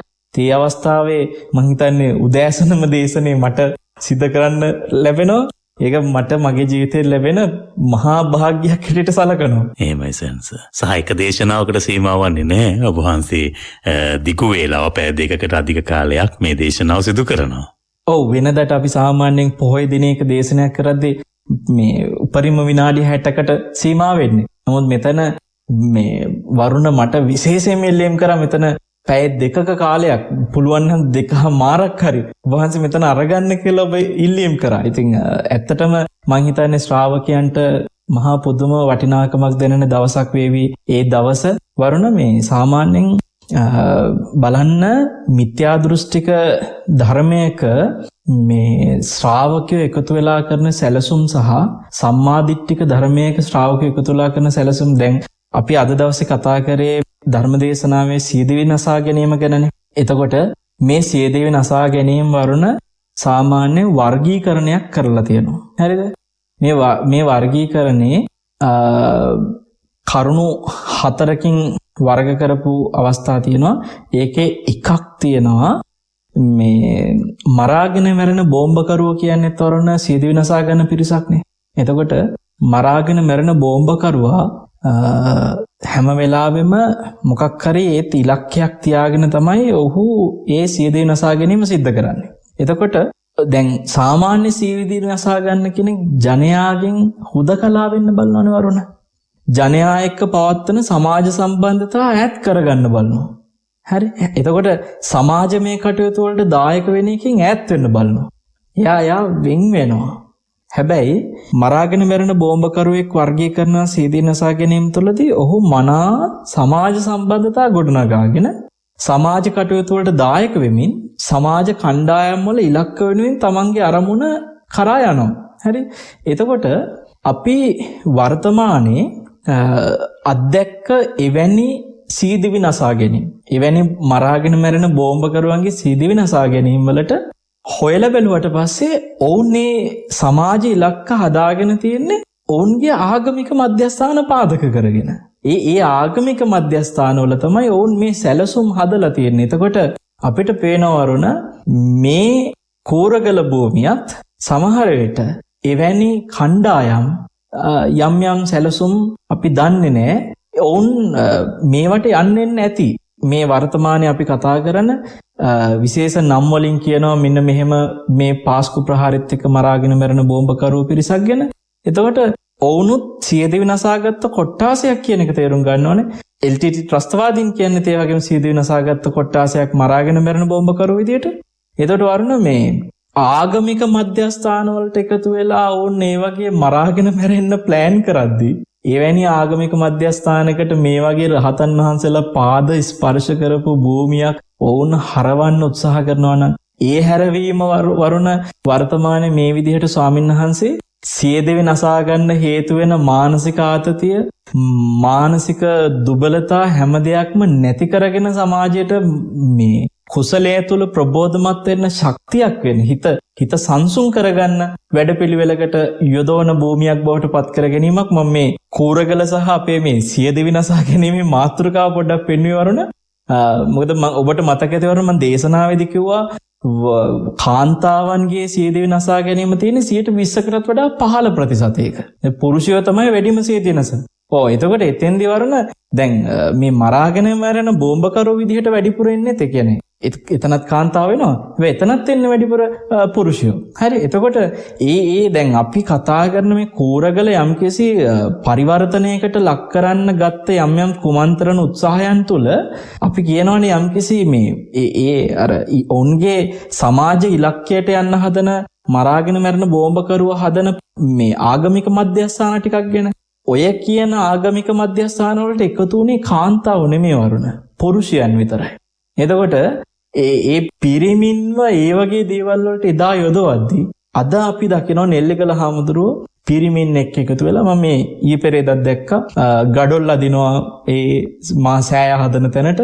ඉතින් බලන්න වර්තමානයේ අපි මේ භික්ෂුවක් තරුණයන්ව පිරිමින්ව යොමු කරන තැන. එතකොට අර මම විශේෂයෙන් මතක් කළා වරුණ කාන්තාවන් 120කටත් වඩා අඩු ප්‍රතිශතයක් සියදිවි නසා ගන්න එක ඇතුලේ කාන්තාවට ගොඩාක් දරා ගැනීමේ ශක්තිය අපි අඩුයි කියලා හිතුවට කාන්තාවට පුරුෂයට වඩා දරා ගන්න ශක්තියක් තියෙනවා. මොකද ඇත්තටම දරුවන් වැදීම ආදී බොහෝ ක්‍රියාකලාප දැක්කට පස්සේ පුරුෂයාට හිතන්නත් බැරි මහා ආත්ම ශක්තියක් මේ ඔවුන්ට තියෙනවා කාන්තාවන්ට දරා ගැනීමේ හයියක්. එතකොට ඒකටත් එහා ගිය අපිට හිතෙනවා මේ කාන්තාවන වරණ වැඩිපුරම ධර්මය අහන්නේ. වැඩිපුරම මේ පින්කම් වලට නැඹුරු වෙන්නේ කාන්තාව.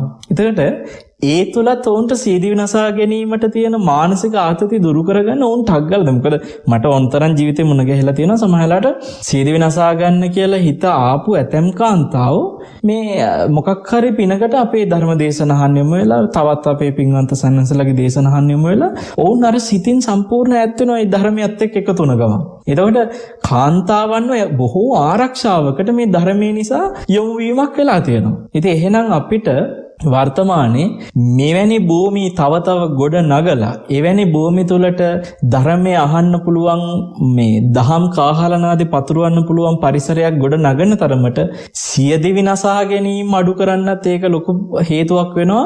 කොහොමද ඒක පැති දෙකකින් එක පැත්තකින් ධර්මය ඇහිම තුළ මානසික ශක්තිය වැඩිවීමෙන් සියදිවි නසා ගැනීම අඩු වෙනවා. අනිත් පැත්තෙන් වරුණ අර මං කිව්ව වර්ගීකරණේ අර මරාගෙන මරන බෝම්බකරුව හදන මධ්‍යස්ථාන අඩු කිරීමක් ඔතන අපි කරනවානේ. එක මධ්‍යස්ථානයක් හරි හදන්න උත්සාහ කරන එක නවත්තන එක ඇතුලේ ඔය වර්ගීකරණය ඔවුන්ට කියනවා මේ ඇල්ට්‍රොයිස්ටික් කියන කොට්ටාසෙ කියලා කියනවා මේ ඒ හතර වර්ගයේ මේ මරාගෙන මැරෙන සීදී විනාසා ගන්න පිරිස. එතකොට එවැනි පිරිස හදන ආගමික මධ්‍යස්ථානයක් යම් ආකාරයකින් වැළැක්වීමක් කියන්නේ එක පැත්තකින් කුසලයක් වරුණ. එහෙමයි සනස. දැන් අර මම අර සිහිපත් කරපු කාරණාව සනස දැන් සියදිවි විනාසා ගන්නවායි කියන කාරණාවක් තිබෙනවා. අනිත් පසින් දැන් බිලි පූජා තව දහස් ගණන් සතුන්ගේ ජීවිත නසපු තැනක් බවට පත් කරලා තිබුණා. ඉතින් ඒ අඳෝනාවත් මම හිතන්නේ මේ දේශයට ශාපයක්. ඒ තත්වයෙන් මුදවා ගන්නත් මේකේ හොඳ අවස්ථාවක් එතකොට. දැන් එතෙන්දී පැහැදිලිව දැන් අපි හිතුවත් එහෙම සියදිවි කියන්නේ තේ ජීවිතයක්. තමන්ගේ ජීවිතේ අතනදී ඒ මේ අහිංසක උපතක් ලැබපු සත්වෙක් සමහරලාට ඇතැම් ආගමිකයන් හිතනවා ඒ ආගමික දෘෂ්ටිය තුළින් මේ සතා ඉන්නේ දුක්ඛිතාත්මික අපි මෙයාව මරනවා කියලා කියන්නේ එයාවේ දුක්ඛිතාත්මෙ මුදව ගන්නවා කියලා වරුණ. ඔවුන්ගේ ආගමික මේ දෘෂ්ටියක් වෙලා තියෙනවා. ඒතර ඔවුන් හිතනවා අපි මේ මරණ තරමට ඔවුන් මේ පාපී ආත්මෙන් අපි ගලවලා අපි ඔවුන් ඉහළ තැනකට යවනවා. ඒක අපිට පිනක්. ඒක අපිට කුසලයක් කියලා ඔවුන් හිතනවා. වරුණ දැන් දෙවිවරුන්ට මේ මිනිස් ලෝකේ මහා අසුචි ගොඩක් වගේ නේ. එතකොට දෙවිවරුන්ට අපි කන බොන දේවල් පව මහා අසුචි වගේ පේන්නේ. ගන්ධසාරයි මේ දාඩිය දාගත්ත මේ කුණු වැగిරෙන ශරීර දෙවියන්ට. ඒතර වරුණ දෙවිවරු කල්පනා කරොත් එහෙම අයියෝ මේ මිනිස්සු අසුචි වැగిරෙමින් දාඩිය දාගෙන මහ ගඳක් ගහගෙන දැන් ඒ ගඳ අපිට මහ ලොකු දෙයක් නෙමෙයි වරුණ. මිනිස්සුන්ට මිනිස්සුන්ගේ ගඳ අමාරු වෙන තැන් තියෙනවා තමයි. හැබැයි අපිට මේ ජීවත් වෙන්න බැරි තරම් මහා අමාරුවක්ද මිනිස්සෙගේ ඇඟෙන් දාඩිය දැම්මට ඒ දාඩිය ගඳ අර බොහොම සුළු තැනකදී සුළු තැනකදී අසාමාන්‍ය විදිහට ගඳ දරා ගන්න අමාරු තැන් එහෙම මෙහෙන් ආවට මිනිසුන්ට දැන් හවස වැඩ ඇරලා බස් එකේ යනකොට ඒ බස් එක යන හැමෝගෙම දාඩිය ගඳ තමයි. හැබැයි දෙවියෙකුට නම් ඒ බස් එකකට එනවා තියා පැත්ත පලාතක හැරෙන්න බෑ වරුණ. හරිද? එතකොට දෙවියෙක් කල්පනා කරොත් එහෙම මේ බස් එකේ යන මිනිස්සු මහා පුදුම දුකක් විඳිනවා මේ දාඩිය දාගෙන මේ පුදුම ගඳක්නේ මේ කොහොමද මේ මිනිස්සු මෙහෙම ඉන්නේ කියලා ඒ දෙවියා කල්පනා කරනවා මේ මිනිස්සුන්ගේ මේ දුකෙන් මං ගලව ගන්න කියලා මේ මිනිස්සුන් ඔක්කොම මේ බස් එක ඇක්සිඩන්ට් කරලා මේ මිනිස්සුන්ව මෙතන මරලා දාන්න ඕනේ. ඒතර ඒ දෙවියා හිතනවා මේ මරලා දැම්මට පස්සේ මම මහා පිනක් කරගත්තා මේ මිනිස්සුන්ව මම මේ දුකෙන් මිදෙව්වා කියලා. හරිද? එතකොට මං අහන්නේ මේ සත්තුන්ව පාපී ආත්මයෙන් ගලවන්න තමයි අපි ඔවුන්ව මරන්නේ. ඒ සත්තු කඳුළු හෙලාගෙන මැරෙනවා. හරිද? ඒ සතා මැරෙනකොට ඒ සතාගේ සමහරට අපි හිතමු එක්කෝ එළදෙනා. ඒ එළදෙනා මරනකොට ඒ එළදෙනගේ පැටියා කවදාවත් අනේ මගේ අම්මා දැන් සැපවත් ආත්මයකට යනවානේ අනේ ෂෝක් කියලා ඒ පැටියා සතුටු වෙන්නේ නැහැ. ඒ පැටියා දාලා මැරෙනකොට අර එළදෙන කවදාවත් සතුටින් මැරෙන්නේ නැහැ. අනේ මගේ පැටියා හිටපු දැන් මං කොහොම හරි දැන් හොඳ තැනකට යනවා කියලා. හැමෝටම මේ මිනිස්සුන්ට වගේම අම්මට දරුවා දාලා යන්න බැරි දුක, දරුවට අම්මා මදාලා යන්න බැරි දුක ඒ වේදනාවල් ඔවුන්ටත් ඒ විදිහටම දැනෙනවා. එතකොට දැන් මේ වේදනාව නොදැනෙන දෙවිවරු තමයි දෙවියන් නාමයෙන් මේ වේදනාව නොදැනෙන දේව සංකල්ප තමයි වරුණ මොවුන් මේ හරි ලොකු ආගම් විදිහට පිළි අරගන්නේ. එහෙමයි. දෙවියෝ දන්නේ නැතුව ඇති සමහරලාට. අන්නතර මේවා දෙවිවරු ඇවිල්ලා හදපුවා නෙමෙයිනේ මේ. ඒතර එක එක්කෙනාගේ අවශ්‍යතාවයට අපි ඔය බ්‍රාහ්මණ ධම්මික සූත්‍රය බැලුවම තේරෙනවා මේ වගේ දෘෂ්ටි හැදෙන්නේ මොන වගේ අවශ්‍යතාව මතද මේවා මිනිස්සු විසින්ම ගොඩනගන ඒවා. හරි. එතකොට වරුණ ඇත්තටම බැලුවට පස්සේ ඔවුන් මේ විදියට පාපී ආත්මෙන් ගලව ගන්නවායි කියලා කියන එකට එහෙනම් දෙවිවරු ඇවිල්ලා ඔබවත් මරලා දැම්මොත් ඔබේ බිරිඳ මරලා දානවා. ඔබේ දරුවා මරලා දානවා. දැන් ඔය දරුවා ගොඩ හදනවානේ. ඔය දරුවෝ ටික ඔක්කොම මේ පාපී ආත්මෙන් මං ගලවනවා කියලා දෙයියෙක් වෙලා මරලා දානවනම් මං අහන්නේ එවැනි දෘෂ්ටි අදහන ඇත්තෝ කැමතිද? තමන්ගේ දරුවා, තමන්ගේ බිරිඳ, තමන්ගේ අම්මා, තමන්ගේ තාත්තා එහෙම මරලා දානවට ඔය තිරිසන් සත්තු ගැන හිතන හැයින් ඇයි තමන්ට තමන් දිහා බලන්න බැරි? අපේ ඝාතනයක් කියන එකේදී හැමතිස්සෙම අපිට අපේ බුදුරජාණන් වහන්සේ වදාළේ මේ තමන්ව තමන්ට උපමා කරගෙන බලන්න කියලා. එතකොට තමන් උපමා කරගෙන අපි සත්තුන්ව මේ පාපී ආත්මෙන් ගලවනවා කියලා හිතනවනම් එතෙන්දි බැලුවට පස්සේ තමන්ට තේරෙයි තමන් කැමතිද මෙතන දාලා යන්න.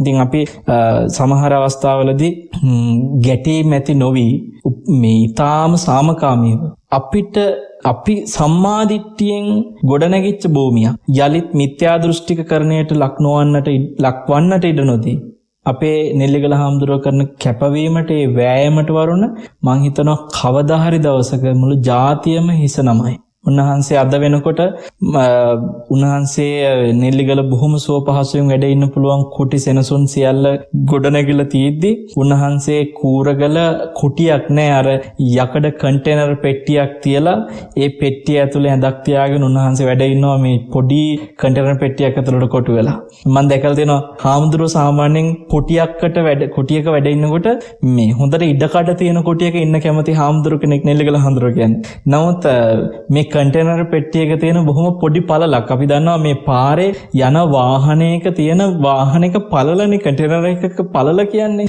එතකොට මේ ඒ පළල තියෙන පොඩි කාමරයක් මේ කන්ටේනර් යකඩ පෙට්ටියක් ඇතුලේ ඇඳක් තියාගෙන ඒකේ උඩට පොල්ලතු ටිකක් හෙවිල්ලගෙන උන්වහන්සේ අද වැඩ ඉන්නවා. මම දැක්ක පහුගිය දවස්වල උන්වහන්සේ බත් ටිකට පරිප්පු හොද්දක් විතරයි හදාගෙන තියෙන. උන්වහන්සේ ඒ වගේ ඒක සරල දානයකින් උන්වහන්සේ වළඳලා තමයි මේ කටයුත්තට මුල් කැන් දීලා තියෙන්නේ. දැන් ඒක කොහොමද භික්ෂුවට ඒ අල්පේච්ඡ ජීවිතය කියන්නේ මහා අරුම දෙයක් නෙමෙයි. හැබැයි සමහර හිතන නෙල්ලිගල හාමුදුරුවෝ මේ වගේ මහා ආයතන ගොඩනගපු හාමුදුරුවෝ ඒ සියල්ලම අතහැරලා දාලා අර විදිහේ වරුණ තැනක ගිහිල්ලා උන්වහන්සේ එහෙම වැඩ ඉන්නවා කියන එක තුලම අපිට පේනවා භික්ෂුවකගේ සැබෑම ස්වරූපය උන්වහන්සේ කරන කැපකිරීම. ඒක මට නම් හිතා ගන්න බෑ වරුණ. උන්වහන්සේට කවදා හරි දවසක ජාතියම හිස නමයි මේ කරන කැපකිරීමට.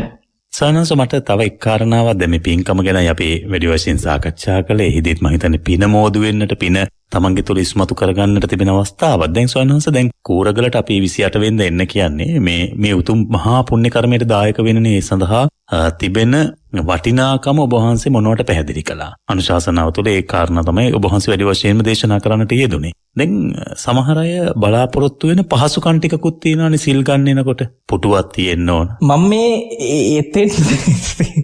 ආවේ එතෙන්ට තමයි. හරිද? මේ කියන්න උත්සාහ කරේ ඒකයි. හාමුදුරුවෝ අද එතන පරිප්පු ටිකක් එක්ක බත් ටිකක් හදාගෙන වළඳනවනම් උන්වහන්සේ මේ ආයතනේ ගොඩනගන්න අපි එතෙන්ට එන්න ඕනේ මහා රස රජ බොජුන් හොයාගෙන නෙමෙයි. හරිද? හාමුදුරුවෝ මේ යකඩ පෙට්ටියක් තියාගෙන ඒක ඇතුලේ සංඝාවාසිකුත් නැතුව හරියට වැසිකිළියක් නැතුව උන්වහන්සේ යකඩ පෙට්ටියක් දැන් ඒක ඇතුලේ වැඩ ඉන්නවනම් වරුණ අපි එතෙන්ට ඇවිල්ලා මහා ලොකු පහසුකම් ගැන හිතන්න හොඳ නැහැ. ඇයි හාමුදුරුවෝ අච්චර හොඳින් වැඩ ඉන්න පුළුවන් ආයතන උන්වහන්සේ යටිහෙළගල නෙල්ලිගල මේ වගේ ආයතන සියල්ලම අත්හැරලා දාලා වරුණ මේ වගේ භූමියක උන්වහන්සේ වැඩ ඉන්න ඒ කරන කැපකිරීම කරන්නේ මේ බුද්ධ ශාසනය තුල රහතන් වහන්සේලාගේ තෝරාගත්ත ඒ පතිරූපදේශ වාසිය අහිමි වෙන්නට නොදෙන්න. ඉතින් අපිත් මං කියන්නේ එදාට සහභාගී වෙනවා දේශකයන් වහන්සේනමක් විදිහට මම වැඩියත් ශ්‍රාවකයන් විදිහට ඔබ එදාට ආවත් ඔබ එතනට එන්න ඕනේ. රහතන් වහන්සේලා කොහේ හරි වනයේක වැඩ ඉන්නවා. ඒ රහතන් වහන්සේලා වැඩ ඉන්න වනයේට ඔබ යනවා නම් බණ අහන්න. එතන මේ ෆෑන් හොයන්න කොහොමද කැලේ ඇතුළට ෆෑන් ඕනේ. මං කියන්නේ සමහරු සිල් ගන්න අහවරන ෆෑන් ඕනේ. තියනවානේ ලොකු දේවල් ඔළුවේ සමහරකට තියාගෙන ඉන්නවා. නමුත් රහතන් වහන්සේලා වැඩ ඉන්න වනයේක ගලක් ගහක් යටක හරි ගිහිල්ලා ඉටිකොලයක් දාගෙන හරි වාඩි වෙලා තමන්ගේ දාට සමාදන් වෙච්ච සීලය මනාකොට රැකගෙන ධර්මය අහන්න හිත හසුරව ගන්න.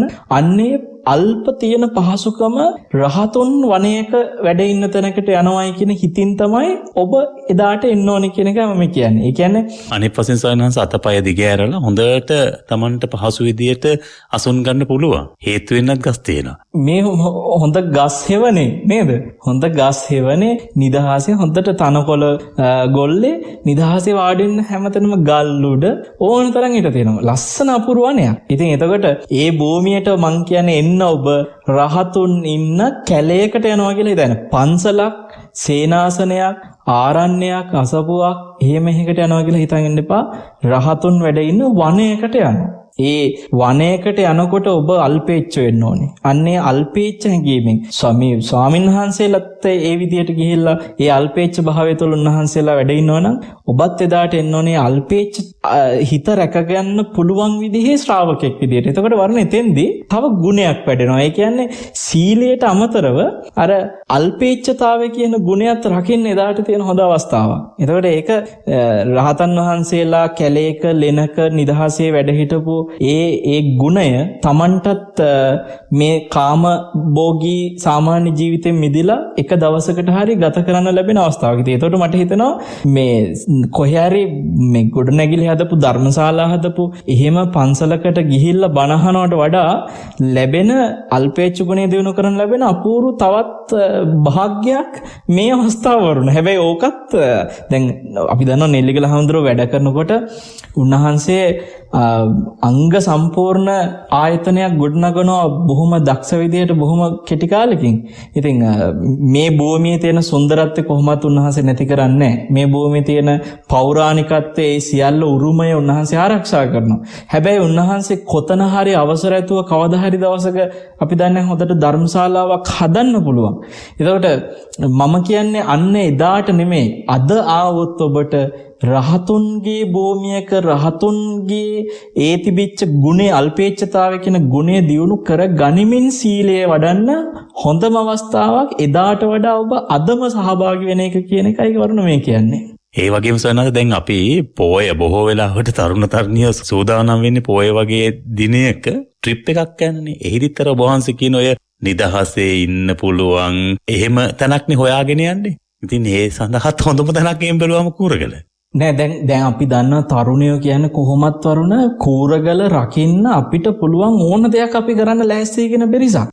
අද අපි දකිනවා තරුණයින්ගේ වෙනමම ප්‍රබෝධයක් තියෙනවා.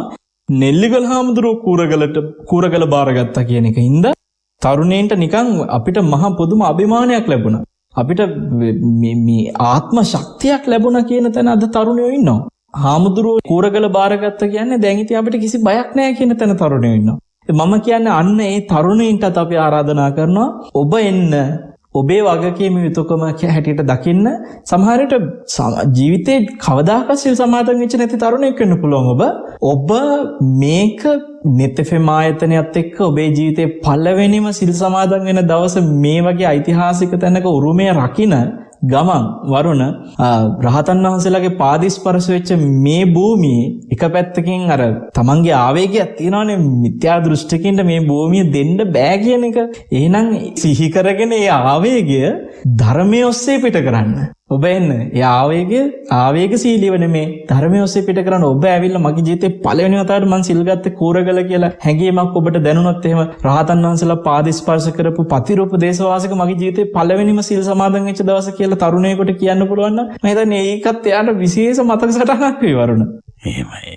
අපිට සමුගන්න කාල වේලා උදා වෙලා මට හරි සතුටක් දැනෙනවා. ස්වාමීන් වහන්සේ නමක් ශාසනය වෙනුවෙන් කරන්නා වූ කටයුත්තක් පිළිබඳව මෙතරම් වර්ණනා කිරීම. බොහෝ වෙලාවට අපි දකින්න අඩුයි ස්වාමීන් වහන්සේ. එක් පැත්තකින් මම දන්නේ උන්වහන්සේලා සියලු දේවල් අත්හැර ශාසනයට ආපු නිසාද කියලා. දැන් වෙලාවට වර්ණනා කිරීම පිළිබඳව සිතේ ඇතිවෙනා වූ යම් යම් අදහස් නැත්නම් සංකල්පයන් නිසාද කියලා. කෙසේ නමුත් අද වැඩසටහනේ ධර්ම සාකච්ඡාව මම හිතන්නේ ස්වාමීන් වහන්සේ නමක් බුදුරජාණන් වහන්සේගේ ශ්‍රාවකයෙකු ලෙස තවත් ස්වාමීන් වහන්සේ නමක් ඒ බුදුරජාණන් වහන්සේගේ උතුම් වූ ශ්‍රී සද්ධර්මයේ උතුම් වූ සිද්ධාස්ථානයක් උන්වහන්සේ අපට උරුම කර දුන්නු ප්‍රතිරූපදේශයක් ආරක්ෂා කරන්නට කැපවීම පිළිබඳව බොහොම වර්ණනාත්මකව ප්‍රශංසාමුකෙන් අනුශාසනා කරනවා සමාජයක් පැහැදෙන්න. මේක හරි වටින අවස්ථාවක්. සංඝ සාමග්‍රිය අපිට හිතට තදින් දෙන අවස්ථාවක්. ඒ නිසා ඔබ වහන්සේට අපි පුණ්‍යානුමෝදනා කරනවා ස්වාමීන් වහන්සේ. මේ වගේ මේ අපේ හාමුදුරුවන් වහන්සේලා එකට එකතු වුණාම ඒ වටා එකතු වෙන ජන රැල්ල මේක තවත් රැල්ලකට නෙමෙයි ශාසනයට වටිනා සේවාවක් කරන්නට මේ බුද්ධ ධර්මය නැත්නම් මේ බෞද්ධ උරුමය රැකගන්න පමණක් නොවේ ඒ තුලින් ඔබ වහන්සේ අර සිහිපත් කළා වගේ ප්‍රතිරූපදේශයක ආධ්‍යාත්මික සැනසීම උදාපත් කරගන්නට යොමු වීමට ඔබ වහන්සේලා ලබා දෙන පන්නරය පිළිබඳව. ඒ නිසා නැවත නැවත ඔබ වහන්සේට නිදුක් නිරෝගී දීර්ඝායුෂ උතුම් වූ ධර්මාවබෝධය අපි බොහොම ගෞරව සිතින් ප්‍රාර්ථනා කරනවා. සමගන්න මොහොතේ අර බවුන් පැලස්ස පිළිබඳ කතා බහ කරනකොට බවුන් පැලස්ස සංගරාවේ තිබුණු ගැටලු දැන් උන් निराකරණය වෙලා තිබෙනවා අපේ හාමුදුරනේ. ඔබ වහන්සේ සඳහා කටයුතු සිදු කළා. සහ ඉදිරියේදී ඒ සම්බන්ධවත්, ඒ කියන්නේ බවුන් පැලස්ස සංගරාව සම්බන්ධවත් අනිත් පසින් බවුන් පැලස්සේ මේ හිත නිවන වැඩපිළිවෙල සම්බන්ධවත් අපේ ශ්‍රාවකයන් දැනුවත් කරන්නට බොහොම ගෞරවයෙන් ඔබ වහන්සේට ආරාධනා කරනවා. ඕවර්නිතාම පුංචි වෙලාවක් තියෙන. ඉතින් කෙටියෙන් කියන්නම් මගේ මේ ඊපෙරේද වෛද්‍යවරයෙක් සංගරාව ගැන එතුමාගේ අදහස මට ප්‍රකාශ කළා. සාමාන්‍යයෙන් මේ බෞද්ධ සංගරාවක් කියලා එතුමා හිතන් හිටිය වරුණ. මේ බෞද්ධ සංගරාවක් වුණාම වරුණ මේ මිගාරමාතු ප්‍රාසාදේ හැටියෝ එක එක දහම් කරුණු නිකන් අර දහම් දැනුමට එකතු වෙච්ච කරුණුනේ ලිපි විදියට බොහෝ විට එකතු වෙන්නේ. ඉතින් මේ සංගරාවේ එවැනි ලිපි එකක්වත් නැහැ. මේ සංගරාවේ තියෙන සියලුම ලිපි හිත වඩන්න පුහුණු වෙන්න තියෙන දේවල්. ඒ පුහුණුව ඊටාම සරලව ආරම්භ කරන්න පුළුවන් වටිනා ලිපි රාශියක් එකතු වෙච්ච කොටින්ම කියනවා නම් ලංකාවේ භාවනාවට සතිය පුහුණු කරන්න හදපු පළවෙනිම සංගරාව වරුණ. ඉතින් බවුන් පැලැස්ස කියන්නේ ඒ වෙනුවෙන්ම ගොඩනැගිච්ච ආයතනයක්. ඒ ආයතනයේ නිල සංගරාව විදිහට අපි මේ සංගරාව මේ ප්‍රකාශයට පත් කරේ බවුන් පැලැස්ස ගැන ඊටාම උනන්දුවෙන් නිවසේ ඉඳලා මේ පුහුණුවට එකතු වෙන්න අවශ්‍යයට උපදෙස් දෙන්න විතරයි. ඉතින් නැතුව කවදාකවත් මේ නිකන් දහම් දැනුම හදන්නේ ඒ දෙයට නෙමෙයි. ඒ නිසා තවමත් මේ සංගරාව ලබා ගන්න බැරි වෙච්ච කෙනෙක් ඉන්නවනම් ඔබට වෙනම අංකයක් වෙන් කරලා තියෙනවා. මේ මම හිතන්නේ වරනේ ඒ සංගරාව ලබා ගන්න බැරි වෙච්ච කෙනෙකුට කෙටි පණිවිඩයක් විතරයි වන්න තියෙන්නේ. එතකොට සංගරාව ලබාගත හැකි ආකාරය දැනුවත් කිරීම කරයි. අපි ඔබට ආරාධනා කරනවා. ඉතින් මේ බවුන් පැලස්ස සංගරාව ලබා ගැනීමට නොහැකි වුණු බවුන් පැලස්ස සංගරාව ලබා ගැනීමට අපේක්ෂා කරන පින්නතුන්ට මේ සිහිපත් කරන දුරකථන අංකයට කෙටි පණිවිඩයක් යොමු කරලා කතා කරන්න එපා. කෙටි පණිවිඩයක් යොමු කරලා ඒ පිළිබඳ දැනුවත් කරන්නට ඒ ඔස්සේ සංගරාව තමන් වෙතට ලබා ගන්නට. ඔබ කෙටි පණිවිඩ එවිය යුතු දුරකථන අංකය 074 074 74 74 074 2 74 2 074 074 74 74 කියන දුරකථන අංකයට කෙටි පණිවිඩයක් එවන්න. එය සාමාන්‍ය ජංගම දුරකථනයකින් එවන කෙටි පණිවිඩයක් වෙන්න පුළුවන්. WhatsApp හරහා ඔබට එවන්නට පුළුවන්. ඒ නිසා අපි ඒ සඳහා ඔබට ආරාධනා කරමින් ලබන පුරපසළොස්වක පොහෝ දිනයට අපි ඔබට නැවත ආරාධනා කරනවා. ඓතිහාසික බලංගොඩ කූරගල්ල දිවාගුහා රාජ මහ විහාරස්ථානයට net සමග එකතු වෙමු කියන කාරණේ ඒ උසස් සීලයක් සමාදන් වෙන්නට ශ්වේත පූජාව සමගින් පූජනීය වල්පොල ගෞතම ස්වාමීන් වහන්සේ උදෑසන ඒ උතුම් ධම්මග ඔබට හෙළි කරනවා. සන්ධ්‍යාවේදී පූජනීය බලංගොඩ රාජ ස්වාමීන් වහන්සේ ධර්මය ඔබට සමීප කරනවා. ඒ අතරතුර තවත් මහානීය පින්කම් රාශියක් සිදු වෙනවා. සමහරව හිතනවා අපිට කූරගලට එන්න උවමනාව තියෙන කොහොමද එන්නේ කියලා. බලංගොඩට ආවට පස්සේ බලංගොඩ ඉඳලා ඕනම කෙනකින් ඇහුවොත් කූරගලට යන්නේ කොහොමද කියලා පැහැදිලි කරගන්නට පුළුවන්. ඒ නිසා බලංගොඩට එන්නකො ඉස්සෙල්ලාම ඊට පස්සුව කාගෙන් හරි දැනගෙන ඉක්මනටම කූරගලට එන්න පුළුවන්. බොහොම රමණීය වූ පුණ්‍ය භූමියක තමයි මේ උතුම් වූ පුදබිම පිහිටා තිබෙන්නේ. ඒ නිසා අපි ඔබට නැවත නැවත සඳහා ආරාධනා කරමින් අද වැඩසටහනින් සමුගන්නවා. අද වැඩසටහන වෙනුවෙන් වැඩමවා වදාළ පූජනීය වන්දනීය උඩුගම්පල හෙන්ඩිමහර ගම්පහ බවුන් පැලස්ස නිර්මාතෘන් වහන්සේ වල්පොල ගෞතම ස්වාමීන් වහන්සේ නිදුක් වේවා, නිරෝගී වේවා, දීර්ඝායුෂ වහන්සේට ලැබේවා. උතුම් වූ ධර්මාවබෝධය පිණිසම මේ කුසල් හේතු වේවායි කියා ප්‍රාර්ථනා කරමින් වැඩසටහනින් සමුගන්නවා. හැම දිනාටම තෙරුවන් සරණ ප්‍රාර්ථනා කරනවා.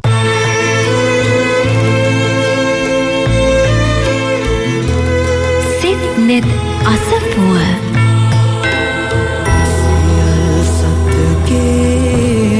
දුටුවේ